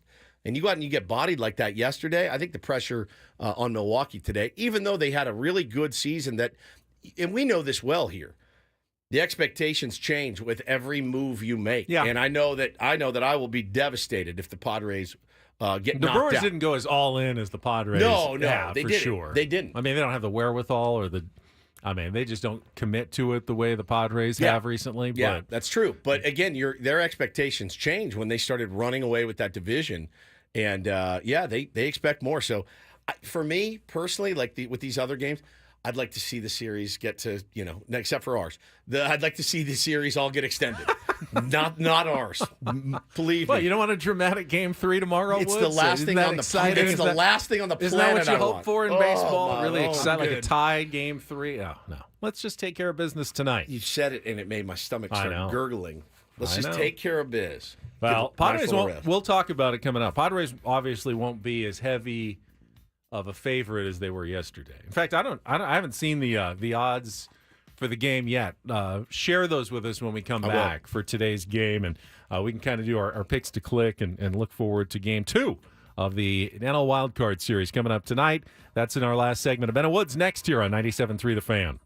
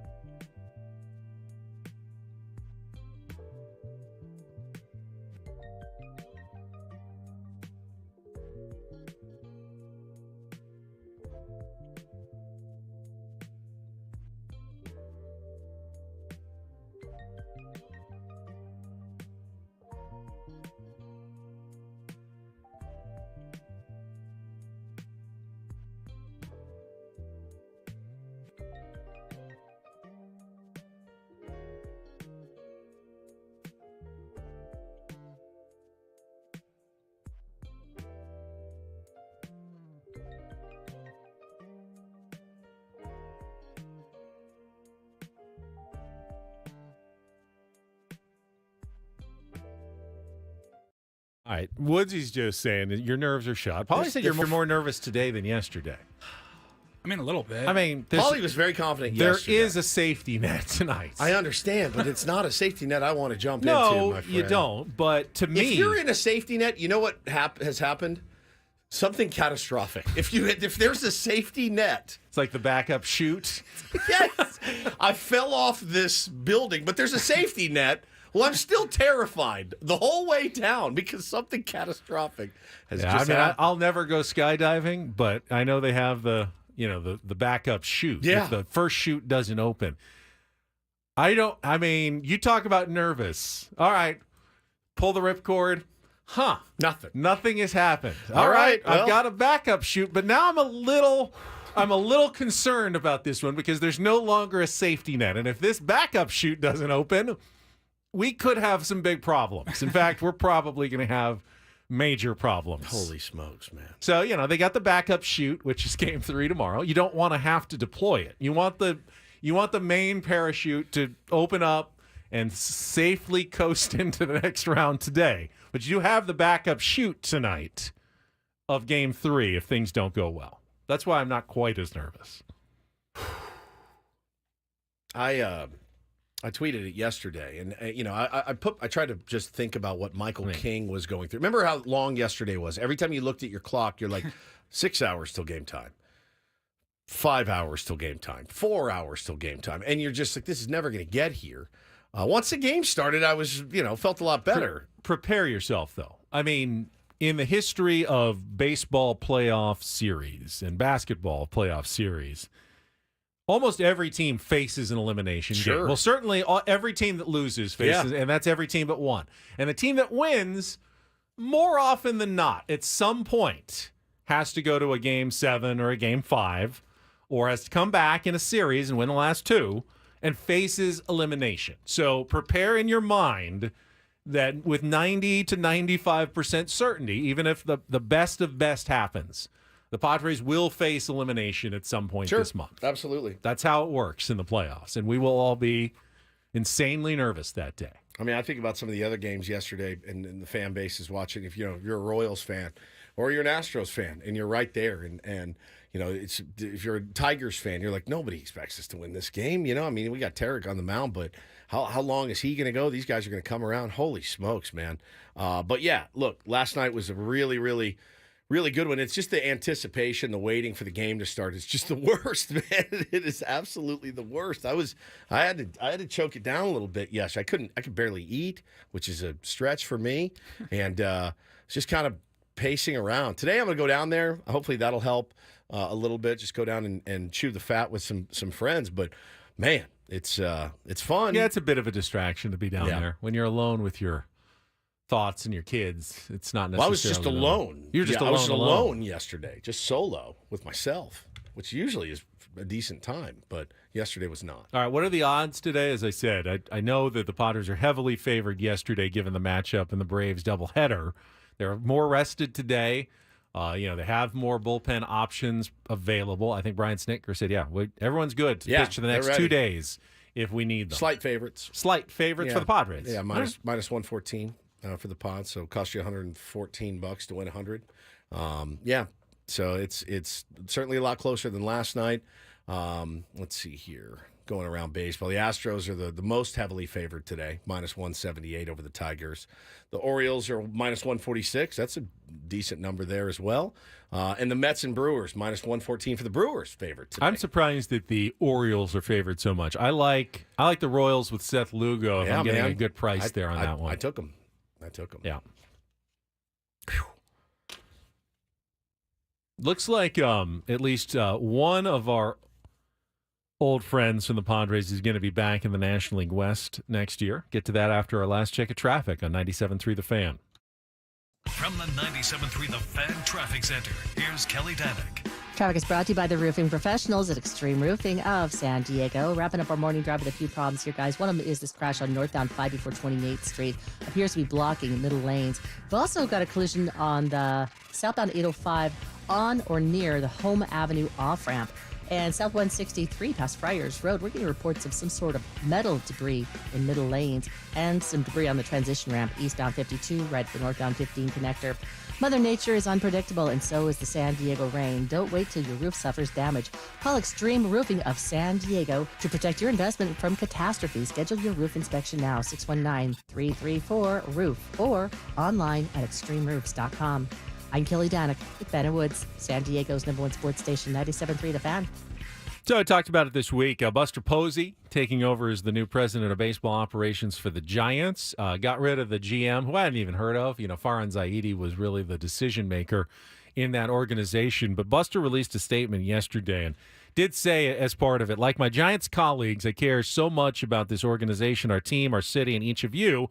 For any team to be successful, it's not about one person. And together, with Bo Mel as our manager, we will build the best baseball team we possibly can. So pretty clear sign that the Giants will continue to move forward with Bob Melvin as their manager. And even though they've made changes at the top, the dugout will remain under his control going forward with Buster Posey. I wasn't surprised. No, I'm not surprised either. It's just the Buster Posey move is an interesting one. It's going to be interesting. And, you have to think down the road. If you're the Giants ownership, how do you fire, if you have to fire Buster Posey, how do you fire a guy like him? What you hope is, if it doesn't go well, that Buster says, hey, I'm just going to split and spend more time with my family, because it can't go. Like Derek Jeter, and they just kind of fade off. Well, Derek Jeter's different because he wasn't in New York. If he was the owner of, This is the Buster Posey of the San Francisco Giants, one of your top 5 most beloved players, right? Top 5, I would say. Make Trevor Hoffman your GM, or right? This is like Jerry West in the Lakers. This is Jerry West in the friggin' Lakers. Yeah, right. That's exactly right. And I guess really, again, I hope they don't do well, but if they do well, great. This was a brilliant hire. If it doesn't go well, Benny. And especially with kind of what the Dodgers are set up for many years to come, and honestly, seemingly what the Padres are set up for many years to come, and let's be completely honest, what the Arizona Diamondbacks have. They have a really good core as well. Sucks to be the Rockies. Sucks to be the Rockies, man. But if you're Buster Posey and you don't make some strides next year and the year after, and the year after that, you have to go in and say, you're out of a job, Buster. Have you noticed, though, as every organization that is starting to make changes now that the regular season's over, the Cardinals, they announced that, Kyle Bloom is coming in a year, but they're all saying the same thing. We need to reinvest in scouting. You know who they're copycatting? The Padres. The Padres. Right. One of the teams that invests the heaviest in scouting under A.J. Preller. He has one of the, if not the biggest scouting department in all of baseball. Yet, he's not anti-metrics. He's not anti-numbers. But they actually want to get eyes on everybody. AJ. He does a lot of it himself, but he's got a team of cross-checkers and area scouts and regional scouts. And, he's getting all those reports on those guys that he wants to find. And it's a copycat league, and they're seeing, AJ's having success finding all these guys. Why does he do so well in the draft and have all these prospects that we want to trade for every year? Well, maybe it's because he has more and better scouts than anybody out there. Because scouting was, in the Moneyball era, scouting was like, all right, you guys, you old guys, think you know something about who's going to be a good baseball player. You don't. Billy Beane, we're not. And you don't. And you don't. But now it's like turning around and going, yeah, you actually have to have people who know a little bit about the sport. Use the numbers, but then find out more, like who you really think has the makeup to be a ball player. Like Jackson Merrill. Yeah, man. Ball player makeup. Yes. 10 out of 10 makeup. No, maybe not projecting bodies so much, but is this guy going to be someone that we can trust? Good face. Yeah. Good face. Good face. I've sat at those kitchen tables with you and listened to you tell those parents, when I know, I know. And when it comes to your son, I know. And you don't. It's so good. You don't. You don't. It's so good. God, he's so brilliant in that movie. But now it's like, okay, some people do know at least a little bit, and they want more scouting now in some of these front offices. I just saw this morning Jed Hoyer just getting dragged by Chicago Cub fans everywhere. He did his press conference, end of the year deal, and saying, look, we want to build something sustainable. and Craig Calcaterra kind of rightfully dragged him. He said, no one cares about your sustainability. They don't care. Fans don't care about your sustainability. They want to go watch a winner. I've been saying that for years. Everybody wants a long, sustainable dynasty. But it's hard to do. If the Dodgers aren't a perfect example of that, are they always in it? Yeah, man, that's cool, and that's sustainable. You know who hated the word sustainable? Peter Seidler hated the word sustainable. Said, don't talk about sustainable. We're trying to win a championship. It's the Dipoto thing from the beginning of the year. 54% is really all we're shooting for. Like, it's such. Congratulations, you've missed the playoffs by less than 2 games in like 4 of the last 5 seasons. It's like you're very respectable. It's a loser mentality. It's just kind of a loser speak, if you will. But I just saw breaking news out of Miami. They've blown out their entire coaching staff.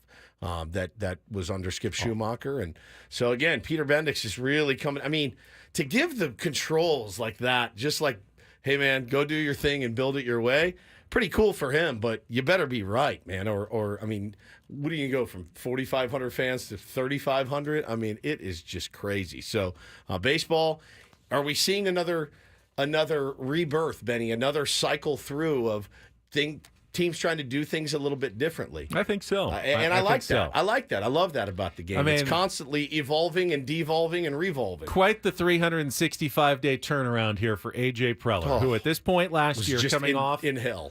A season in which they missed the playoffs and, like, job is on the line. And now, 1 year later, it's like, okay, there's a model of the way you should be doing things. That's A.J. Preller right there, probably your executive of the year in Major League Baseball. I don't see how you give it to anyone else. I really don't. I really don't see how you give it to anyone else.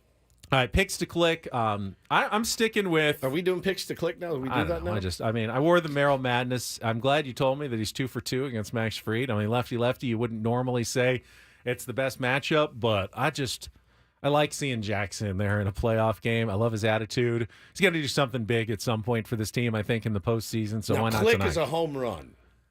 Yeah, no, it's just, I thought Click was always. If you go 3 for 4 with like 3 ribbies at double, you clicked. You don't have to get one over the fence necessarily to click.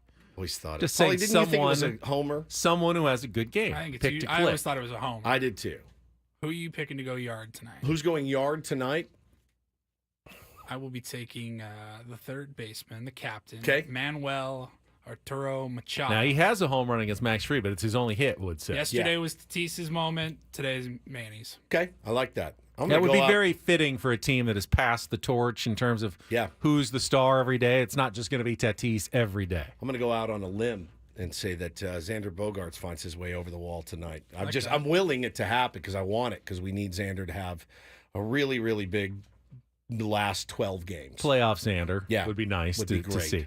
Now, probably the obvious choice is Tatis. He's been really hot. It's funny. He smoked one yesterday. So yesterday you go, well, anyone can pick Tatis. We should all pick somebody different. It's like, no, you should have just gone with Tatis. He was unbelievable. He does seem to be in a somewhat of a good groove lately and not a bad choice against a left-hander or anyone under these circumstances. I need X to give it to me. That's what I need. I need X to give it to me tonight. The one guy I trust fully tonight is Joe. Yep. I mean, you can't just will yourself to a win. Obviously, Max Fried wants to win probably as badly as Joe wants to win. Big time. I'm not saying Joe is going to try harder, but I know that he is going to be intensely focused, and whatever he thinks he needs to be at his absolute A-plus game, he's going to bring it. Now, it's baseball, and you could give up 4 straight infield dribblers that give up a run. You just don't know. But I know Joe is going to be locked in and focused and doing everything he can to have his absolute best stuff tonight. So I